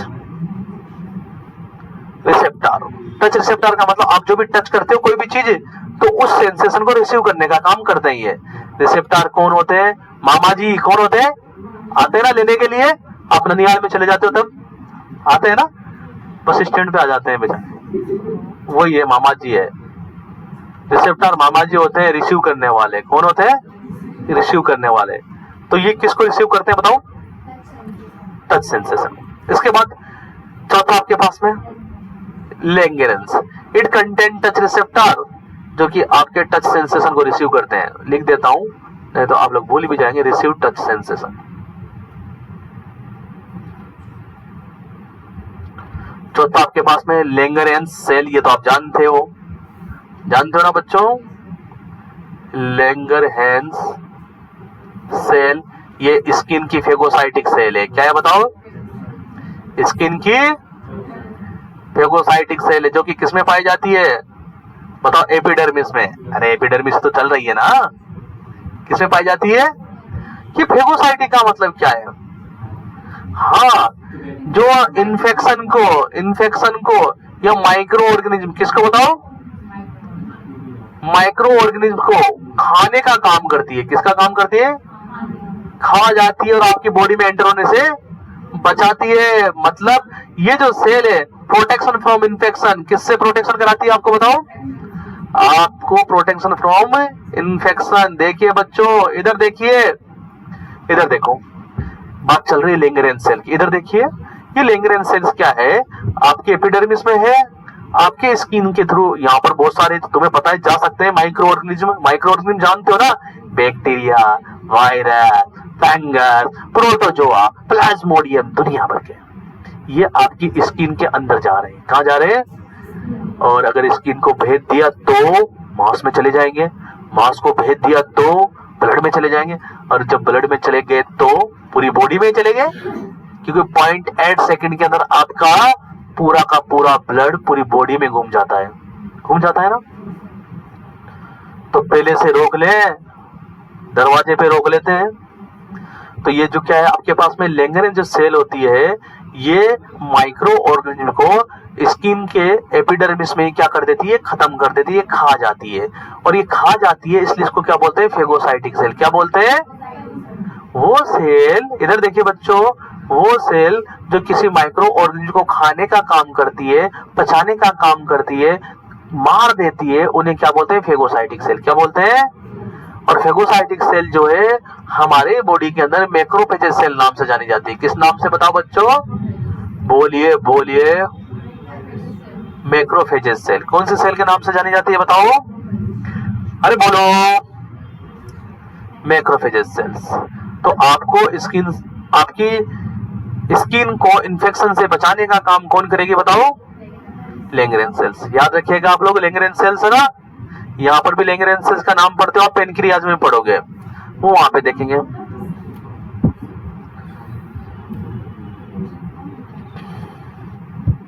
आगे बात समझ में,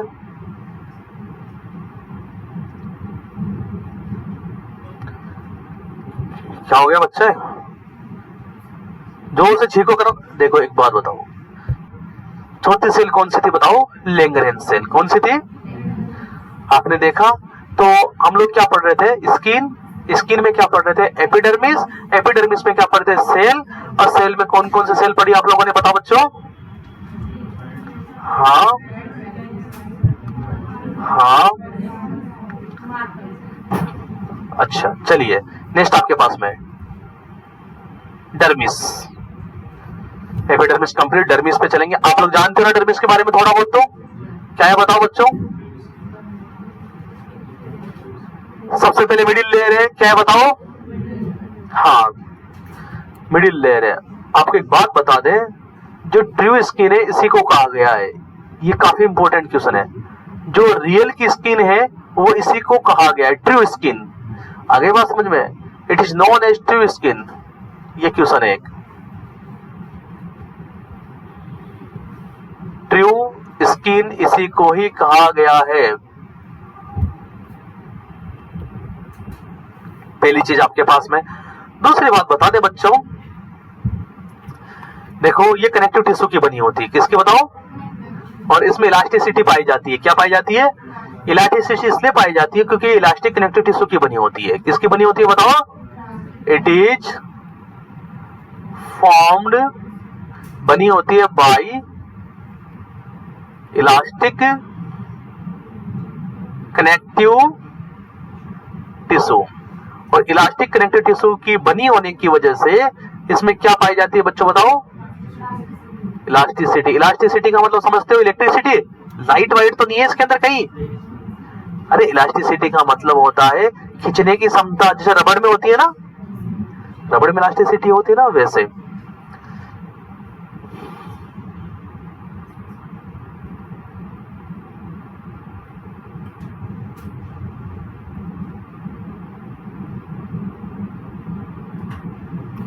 आगे बात समझ में, नेक्स्ट बात देखिए इसके बारे में बच्चों,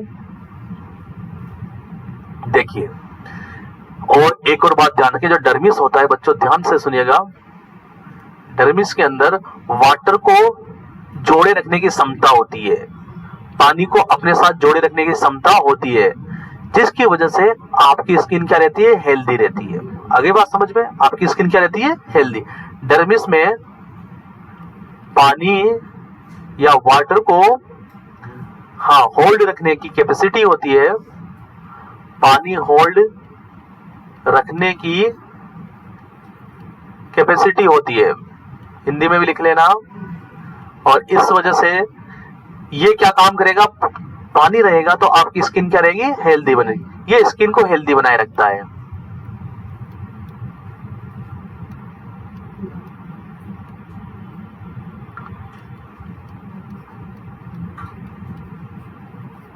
ये स्किन को हेल्दी बनाए रखता है। आपसे पूछ लिया जाए कि ऐसी कौन सी स्किन की लेयर है जिसके अंदर पानी को होल्ड करने की, हाँ, और पानी के लिए वाटरप्रूफ कौन सी होती है, वाटरप्रूफ कॉर्नियम है ना, एपिडर्मिस की कॉर्नियम। एक और बात बता दें आपको, ओल्ड एज के अंदर, ओल्ड एज में क्या होता है, इस लेयर की, जो ये लेयर है, इस लेयर की इलास्टिसिटी कम हो जाती है। क्या हो जाती है बताओ, हाँ, इस लेयर की इलास्टिसिटी कम हो जाती है,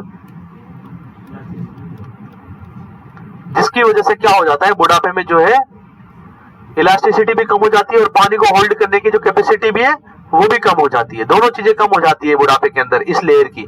इस वजह से बुढ़ापे में स्किन क्या हो जाती है, सिल्वर्ट है। हाँ, इस वजह से ओल्ड एज में स्किन लटक जाती है, रिंकल्ड हो जाती है। क्या हो जाती है बच्चों बताओ, रिंकल्ड हो जाती है, रिंकल्ड हो जाती है ना, सिलवटें पड़ जाती है ना आपके।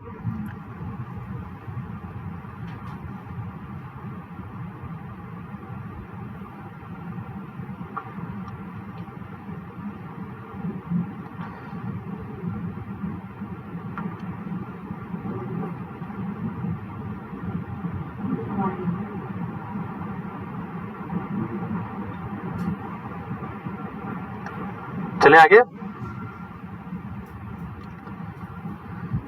चलिए डर्मिस की बात चल रही है, किसकी बताओ। देखिए जो डर्मिस होती है, और आगे डर्मिस में ब्लड वेसल्स क्या पाई जाती है बताओ। स्किन की जो ब्लड वेसल्स होती है कहां होती है, डर्मिस के अंदर।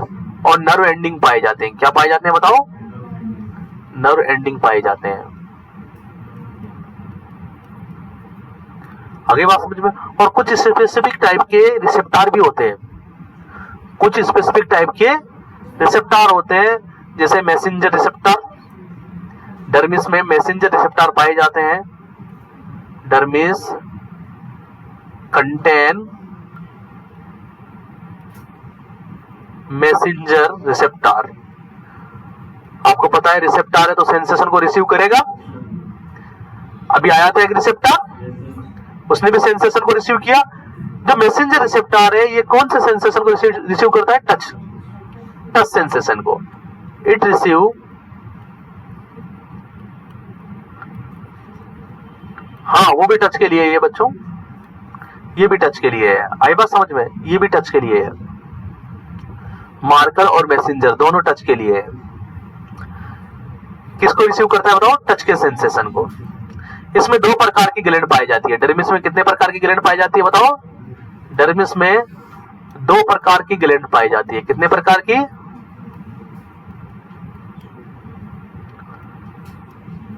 पाई जाती है। ये पाई है, पापी नहीं है, ध्यान रखना, ये पाई है ना, पाई जाती है। दो प्रकार की ग्लैंड पाई जाती है। कौन कौन से दो प्रकार की ग्लैंड आपके पास में, एक तो सीबेशियस एक्सुएट, सीबेशियस ग्लैंड, और दूसरी आपके पास में कौन सी बताओ, स्वेट ग्लैंड।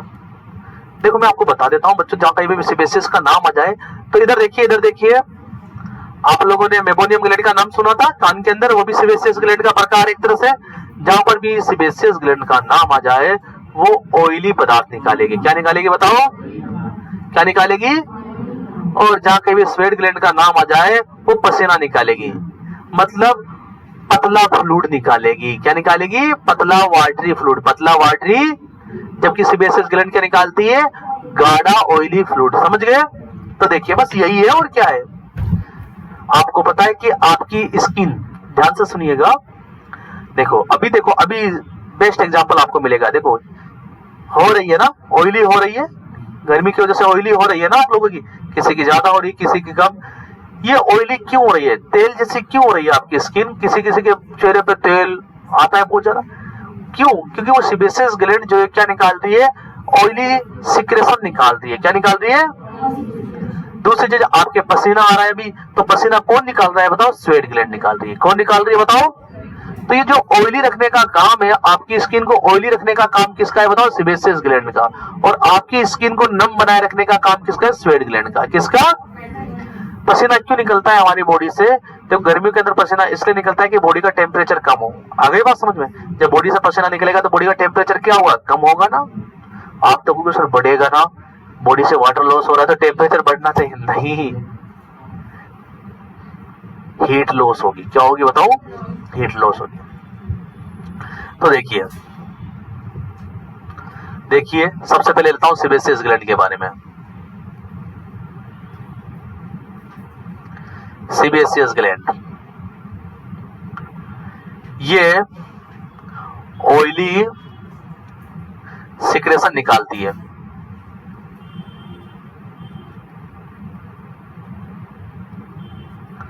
ऑयली सिक्रेशन निकालती है। सबसे पहली बात क्या निकालती है बताओ? और इसकी वजह से आपकी स्किन चिकनी बनी होती है। किसी किसी की रफ होती है ना स्किन, तो इसका मतलब सेबेसियस ग्लैंड जो है कम निकाल रही है ऑयली सब्सटेंस। इसकी वजह से आपकी स्किन ऑयली रहती है। ऑयली मतलब चिकनी रहती है। आगे बात समझ में? सर्दियों में जो है सेबेसियस ग्लैंड, सुनो मेरी बात को ध्यान से सुनिएगा, काम की बात है। सर्दी में देखो आपका चेहरा जो है रफ हो जाता है।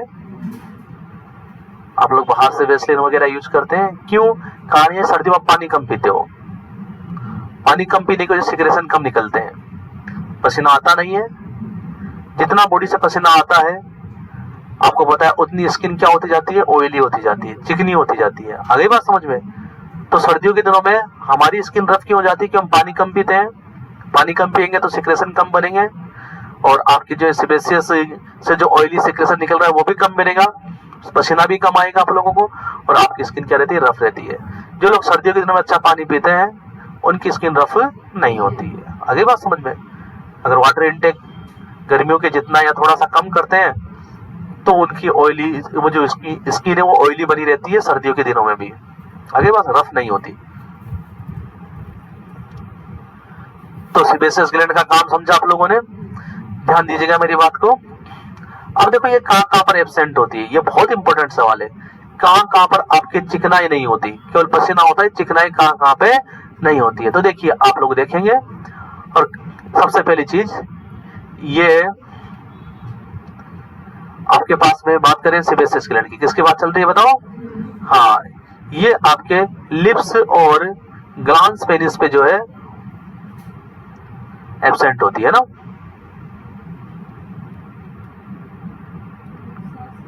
ग्लांस पेनिस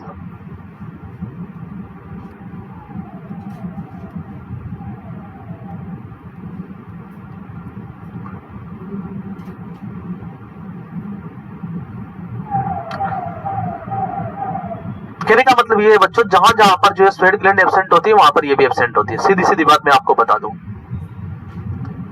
अभी आप स्वेट ग्लैंड के बारे में देखोगे तो इधर देखो, जहां जहां पर आपके स्वेट ग्लैंड एब्सेंट होती है वहां वहां पे ये एब्सेंट होती है। तो मैं एक ही जगह लिखा दूंगा दोनों चीजें ना।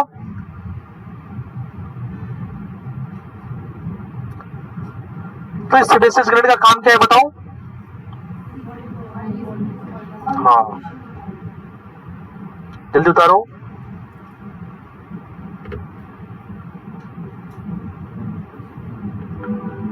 उतार लिया? चलिए, बात नहीं। लिप्स और ग्लांस पेनिस पे क्या होती है? एब्सेंट होती है। चलिए आगे देखते हैं हम लोग। एक बात ध्यान रखेंगे, इधर देखिए, सेबेसियस ग्लैंड का क्या काम है बताओ? कभी कभी क्या होता है, इन ग्लैंड्स में इन्फ्लामेशन हो जाता है। क्या हो जाता है बच्चों? इधर देखिए, मान के चलो, इधर देखिए आपके चेहरे की सेबेसियस ग्लैंड है, क्या निकालती है? Oily secretion. क्या निकालती है? इन सेबेसियस ग्लैंडों में, ध्यान से सुनिएगा मेरी बात को, इन सेबेसियस ग्लैंड में क्या हो जाता है? इन्फ्लामेशन। क्या हो जाता है बताओ? इधर देखिए बच्चों, इधर देखिए। और ये इन्फ्लामेशन क्यों होता है मैं आपको बता दूं, स्टेरॉइड बढ़ने की वजह से। किसकी वजह से बताओ? स्टेरॉइड बढ़ने की वजह से। इधर देखिए, किसकी वजह से आपकी बॉडी में क्या बढ़ जाएगा बताओ? स्टेरॉइड। और स्टेरॉइड का मतलब कैसे? देखो, देखिए मेरी बात सुनो, आप लोग जब 13 से लेके 15 साल के बीच के होते हो, या फिर 11 से 15 साल के बीच के होते हो, तो आपके चेहरे पर जो है पिंपल्स निकल आता है, निकल आते हैं। वो यही कारण है। क्या होता है? उस टाइम स्टेरॉइड बढ़ जाता है। स्टेरॉइड का मतलब आपके जो है एंड्रोजन, सेक्स हार्मोन बढ़ जाते हैं। क्या बढ़ जाते हैं? एस्ट्रोजन और प्रोजेस्टेरोन क्या है? स्टेरॉइड हार्मोन ही है ना। एस्ट्रोजन और प्रोजेस्टेरोन क्या है? स्टेरॉइड के बने हुए हार्मोन है। तो उस समय पे आपके क्या बढ़ जाता है? एस्टेरॉइड बढ़ जाता है। स्टेरॉइड का मतलब एस्ट्रोजन और प्रोजेस्टेरोन बढ़ जाता है। क्या बढ़ जाता है बताओ?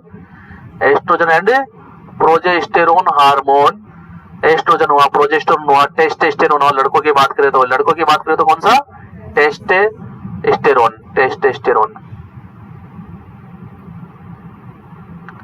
ये आपके पास में बढ़ जाता है।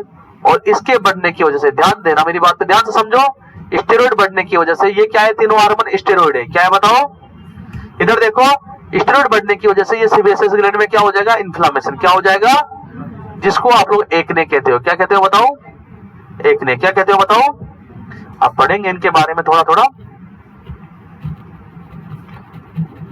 आगे बात समझ में। एक्ने या एक्ने वल्गेरिस भी कहते हैं, क्या कहते हैं, एक्ने वल्गेरिस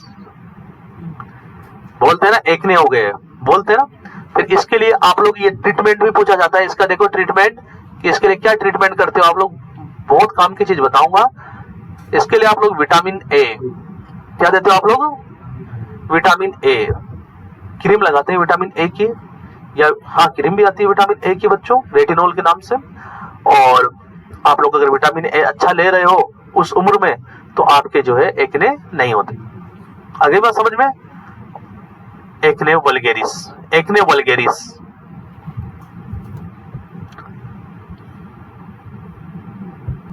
तो हाइपोडर्मिस सबक्यूटेनियस आप पहले पढ़ चुके हो, आप पहले पढ़ चुके हो। आगे बात समझ में, स्किन के क्या क्या फंक्शन है आप पहले पढ़ चुके हो, आप पढ़ चुके हो कि एक्टिवेटेड इनएक्टिवेटेड विटामिन डी को एक्टिवेटेड विटामिन डी में कन्वर्ट करना, इन्फेक्शन से है ना, सब कुछ बचाना सब कुछ आप लोग पढ़ चुके हो। आप लोगों के पास एक छोटी सी चीज है ध्यान रखनी है यहाँ पे, कि मैं बताऊंगा, वैसे न्यूट्रिशन में बताएंगे आप लोगों को वो चीज कि inactivated vitamin D activated vitamin D में कैसे कन्वर्ट होता है। जब विटामिन डी पढ़ेंगे हम लोग तो वहां पर पूरा बताया जाएगा कि सर इनएक्टिवेटेड विटामिन डी का नाम क्या है, एक्टिवेटेड विटामिन डी का नाम क्या है और कैसे कन्वर्ट होता है, आप वहां पे न्यूट्रिशन में पढ़ते हो। आगे बात समझ में, तो क्या क्या काम हो गया आपके स्किन के, देखो एक तो सबसे पहला तो प्रोटेक्शन करना, आपकी बॉडी का टेम्परेचर रेगुलेट रखना, आपके इनएक्टिवेटेड विटामिन डी को एक्टिवेटेड विटामिन डी में कन्वर्ट करना, आपको फर्स्ट लाइन डिफेंस प्रोवाइड करना, आपकी बॉडी के कलर डिफाइन करना है ना, बॉडी का कलर डिफाइन करना, ये आपकी स्किन के काम है। मेन काम तो क्यों बनाई गई स्किन बताओ, प्रोटेक्शन के लिए। किसके लिए बनाई गई, प्रोटेक्शन के लिए। आगे बात समझ में, अरे आई बात समझ में नहीं आई बताओ। देखिए तो ये आपकी क्या थी, स्किन के बारे में क्या था बताओ। अब देखो स्किन पे कुछ ऐसे ऑर्गन भी पाए जाते हैं जो कि असेसरी होते हैं, असेसरी जैसे बाल होते हैं ना बाल, तो ये बाल क्या है सर, नेल्स है। तो थोड़ा सा बाल और नेल्स के बारे में दो लाइन लिख लेते हैं। Accessory organ of skin, accessory organ of skin. पहले बाल के बारे में बात करता हूं, कुछ नहीं छोड़ेंगे, तुम सोचोगे यहां से लेके यहां तक पढ़ाएंगे, चाहे थोड़ी थोड़ी नॉलेज ले, पूरी बॉडी के बारे में सब कुछ पता रहेगा हमें। हेयर, सबसे पहली चीज आपसे पूछा जाएगा, इधर देखो बाल किसके बने होते हैं, डर्मिस के। किसके बने होते हैं बताओ, हाँ ये डर्मिस से बनते हैं। इट फॉर्म, ये तो आपको तो ऊपर सर, अरे सर ये तो ऊपर है, झूठ क्यों बोल रहे हो, डर्मिस में कहाँ है, डर्मिस से आ रहे हैं, कहां से आ रहे हैं बताओ, ये डर्मिस से आ रहे हैं, कहां से आ रहे हैं। अगर ऊपर होता तो पट निकाल देता, पकड़ के ऐसे खींच देता, तुम्हारे दर्द भी नहीं होता। अरे दर्द कहां से होता, नर्व कहां पर है, नर्व एंडिंग तो वहीं पर है। अगर ऊपर होता तो खींचते तो दर्द नहीं होता ना। हाँ तो ये इट फॉर्म्ड, ये कहां से बनते हैं बताओ, फॉर्म डर्मिस, डर्मिस से निकल के आ रहे हैं बच्चों। जब आप इम्प्लांट कराओगे किस में डालोगे, डर्मिस में डालोगे। चलिए बच्चों आपका काम होता जा रहा है, और आपको पता है आपके बाल का काम क्या है। देखो बाल का काम ये जो रेत वगैरह को अपने साथ अटका लेते हैं। आई बात समझ में। एक छोटी सी बात हम लोग बता देंगे आपको, यहाँ पे एग्जाम में पूछ लिया जाता है, कभी कभी आपके बाल खड़े हो जाते हैं, इसे गूज बम्प कहते हैं। क्या बोलते हैं, हाँ ये बताओ, मुझे बताओ, गूस बम्प होना वॉलेंट्री है इनवॉलेंट्री है, इनवॉलेंट्री है ना, अपने आप पे होते हैं ना। बहुत सारे लोगों को अलग अलग तरीके से होते हैं, जैसे ज्यादातर लोगों के कोई क्रिकल आ जाए, खार आ गया, अच्छा दांत में आ गया कंकर है ना, बाल खड़े हो जाते हैं ना, पूरे के पूरे खड़े होते नहीं होते, हो जाते हैं। किसी की आवाज से भी होती है ना, कोई चीज आप घीस रहे हो है ना, कोई भी चीज, देखो होने लगा है अभी से बताने पे, कोई चीज आप घीसते हो और उसके नीचे जो कंकर है, चर चर चर चर चर चर की आवाज आ रही है ना, उससे भी हो जाते हैं बहुत सारों के। इनवॉलेंट्री है, क्या है बताओ। और ये इधर सुनो, मेरी बात को सुनो, देखो यहाँ पर आपके बालों के यहाँ पर इरेक्टर पिलाई मसल्स होती है, क्या होती है बताओ। तो इस प्रकार के जब सेंसेशन मिलते हैं तो इरेक्टर पिलाई मसल्स क्या हो जाती है, कॉन्ट्रैक्शन हो जाता है उसका, क्या हो जाता है, जिसकी वजह से आपके बाल क्या हो जाते हैं, खड़े हो जाते हैं, बाल क्या हो जाते हैं। और बालों का खड़ा होना, अपने आप बाल खड़े हो जाते हैं, इसको गूस बम्प कहते हैं, क्या कहते हैं बताओ। तो यहाँ पर आप लोग एक चीज दिख लेंगे, देखो ये डर्मिस, और एक और बात बता दूं, इट फॉर्म फ्रॉम डर्मिस, जो हेयर होते हैं क्रिएटिन प्रोटीन के बने होते हैं, किसके बने होते हैं बताओ। हाँ ये भी प्रोटीन के बने होते हैं, देखो हर महीने 2 बार कटवा लेते हैं यार। प्रोटीन तो ऐसे जा रहा है, मैं समझ नहीं पा रहा था प्रोटीन जा कहाँ रहा है। क्रिएटिन प्रोटीन के बने होते हैं, यहां से जा रहा है प्रोटीन।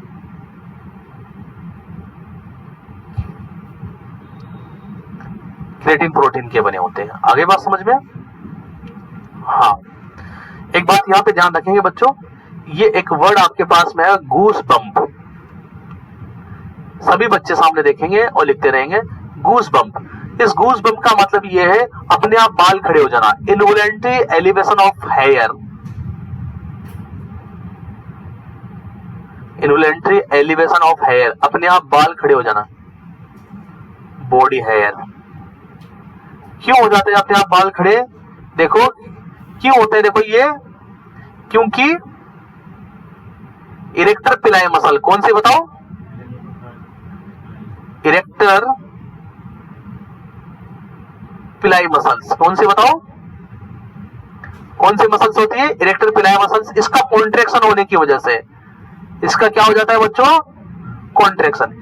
ये याद रखना, इरेक्टर पिलाई मसल्स का कॉन्ट्रैक्शन होने की वजह से अपने आप बाल खड़े हो जाते हैं, अपने आप बाल, कल पूछूंगा, इरेक्टर पिलाई मसल्स के कॉन्ट्रैक्शन की वजह से अपने आप बाल खड़े हो जाते हैं, जिसे हम क्या बोलते हैं, गूस बम्प। क्या बोलते हैं बताओ, क्या बोलते हैं जिसे हम लोग गूस बम्प बोलते हैं। आगे बात समझ में। बात करते हैं हम नेल्स की, सबने देखा है नेल्स, लड़कियों की सबसे प्यारी चीज होती है नेल्स, है ना, बहुत संभाल के रखते, और तोड़ दियो, लड़ाइयां हो जाती है कई बार नेल्स तोड़ने के चक्कर में, लड़कियों के 3-3 महीने से पाल रही थी, ये तोड़ दिया। तो देखिए ये भी क्या है, देखो नेल्स भी आपके पास में, ध्यान से सुनिएगा बच्चों, ये भी स्किन का पार्ट है, किसका पार्ट है बताओ, हाँ नेल्स, नाखून। और ये कहां से बनते हैं, एपिडर्मिस से, कहां से बनते हैं बताओ, एपिडर्मिस से, इट फॉर्म फ्रॉम एपिडर्मिस।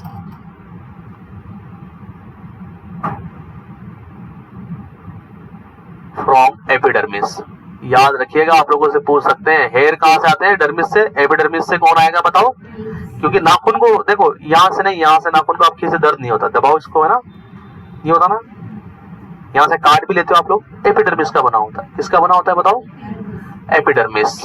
और ये किससे बने होते हैं नेल्स भी, क्रिएटिन प्रोटीन के, किसके बताओ, हाँ ये भी प्रोटीन के, ये लो, प्रोटीन तो ऐसे जा रही है बॉडी से, हमसे प्रोटीन लॉस हो कैसे रही है, बाल कटवा रहे हैं, नाखून काट रहे हैं ना, प्रोटीन का लॉस हो रहा है।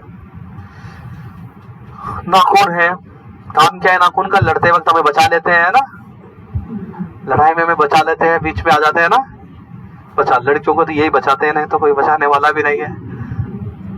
आगे बात समझ में, हाँ चलिए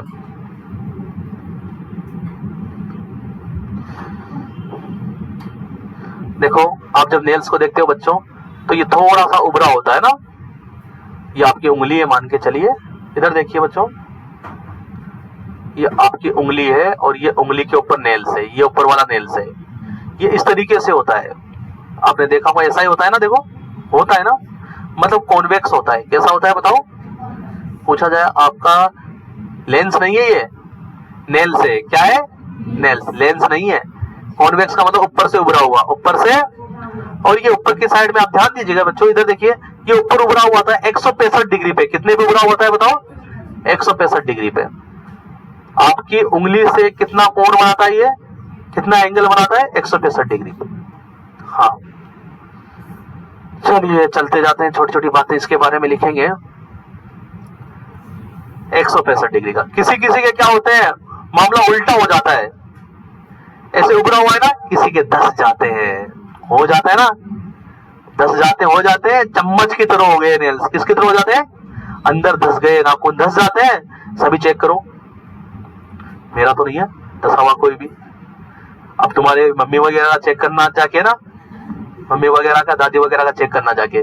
तो किसी किसी के क्या होता है, नेल्स क्या हो जाता है, धस जाते हैं, स्पून शेप्ड हो जाते हैं। कैसे हो जाते हैं बताओ? चम्मच की तरह हो जाते हैं।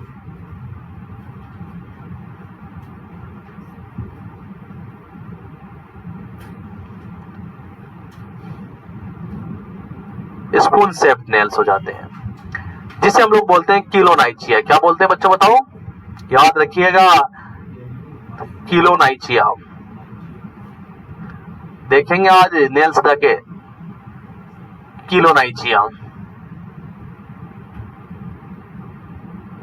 और ये किन में देखने को मिलेगा? ध्यान देना, अगर तुम्हारे नेल्स अंदर धसे हुए हैं, इसका मतलब आपके आयरन डेफिशिएंसी एनीमिया है। क्या है बताओ? हाँ, उन लोगों में नाखून धसे हुए दिखाई देंगे, आयरन डेफिशिएंसी एनीमिया वाले में। अरे भैया, आयरन की कमी है, उसकी वजह से क्या हो गया? एनीमिया हो गया। क्या हो गया बच्चों? आपके लिए बहुत इंपॉर्टेंट क्वेश्चन है। नाखून धसे हुए तो क्या हो रखा है उस मरीज, और नाखून धसे हुए तो क्या कहेंगे? किलोनाइचिया। उस आदमी को नहीं, उस बीमारी को। हाँ, उस आदमी का नाम बार दो, किलोनाइचिया। चलिए अगली बात, अगर आपके नाखून का जो मार्जिन है, देखो इधर देखिए, ये नाखून है आपका, इधर देखो, और यहां से अगर इन्फ्लेमेशन हो जाता है, क्या हो जाता है बताओ? यहां से inflammation of margin of inflammation of margin of nails, margin of nails, nails के मार्जिन का इन्फ्लामेशन हो गया, सड़ गया यहां से, तो आप लोग उसे कहेंगे पेरोनाइचिया। क्या कहेंगे बताओ बच्चों? बोलो क्या कहेंगे? पेरोनाइचिया। याद रखिएगा ये वर्ड, याद रखिएगा ये वर्ड, पेरोनाइचिया। आगे बात समझ में? किलोनाइचिया, पेरोनाइचिया, किलोनाइचिया, पेरोनाइचिया, ये आ गया। किलोनाइचिया, पेरोनाइचिया दोनों एक साथ में। अभी कर देगा ये तुम्हारे भी कुछ ना कुछ स्किन का डिसऑर्डर। काट लिया तो इसने ना। हाँ,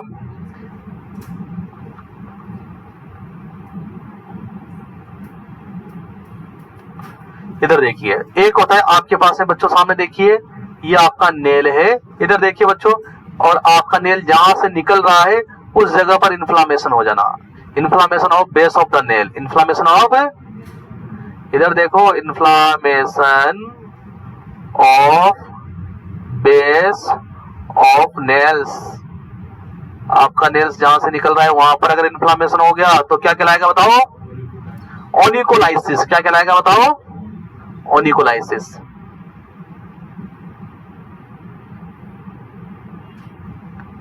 तीनों नाम याद रखेंगे, तीनों नाम याद रखेंगे। ये आपके पास में स्किन का स्ट्रक्चर कंप्लीट होता है। नेल्स के बारे में पढ़ लिया, हेयर के बारे में पढ़ लिया। कल हम लोग पढ़ेंगे स्किन डिसऑर्डर। क्या पढ़ेंगे बताओ? सबसे पहले आएगा बर्न, जलना, उसके बाद छोटे छोटे इसके बीज हो गया, पेपिगस हो गया, डर्मेटाइटिस हो गया, एक्जिमा हो गया, ये सब ओवरऑल कल कंप्लीट हो जाएगा 101% कल की क्लास में। चलिए, थैंक यू, आप लोगों ने पढ़ा।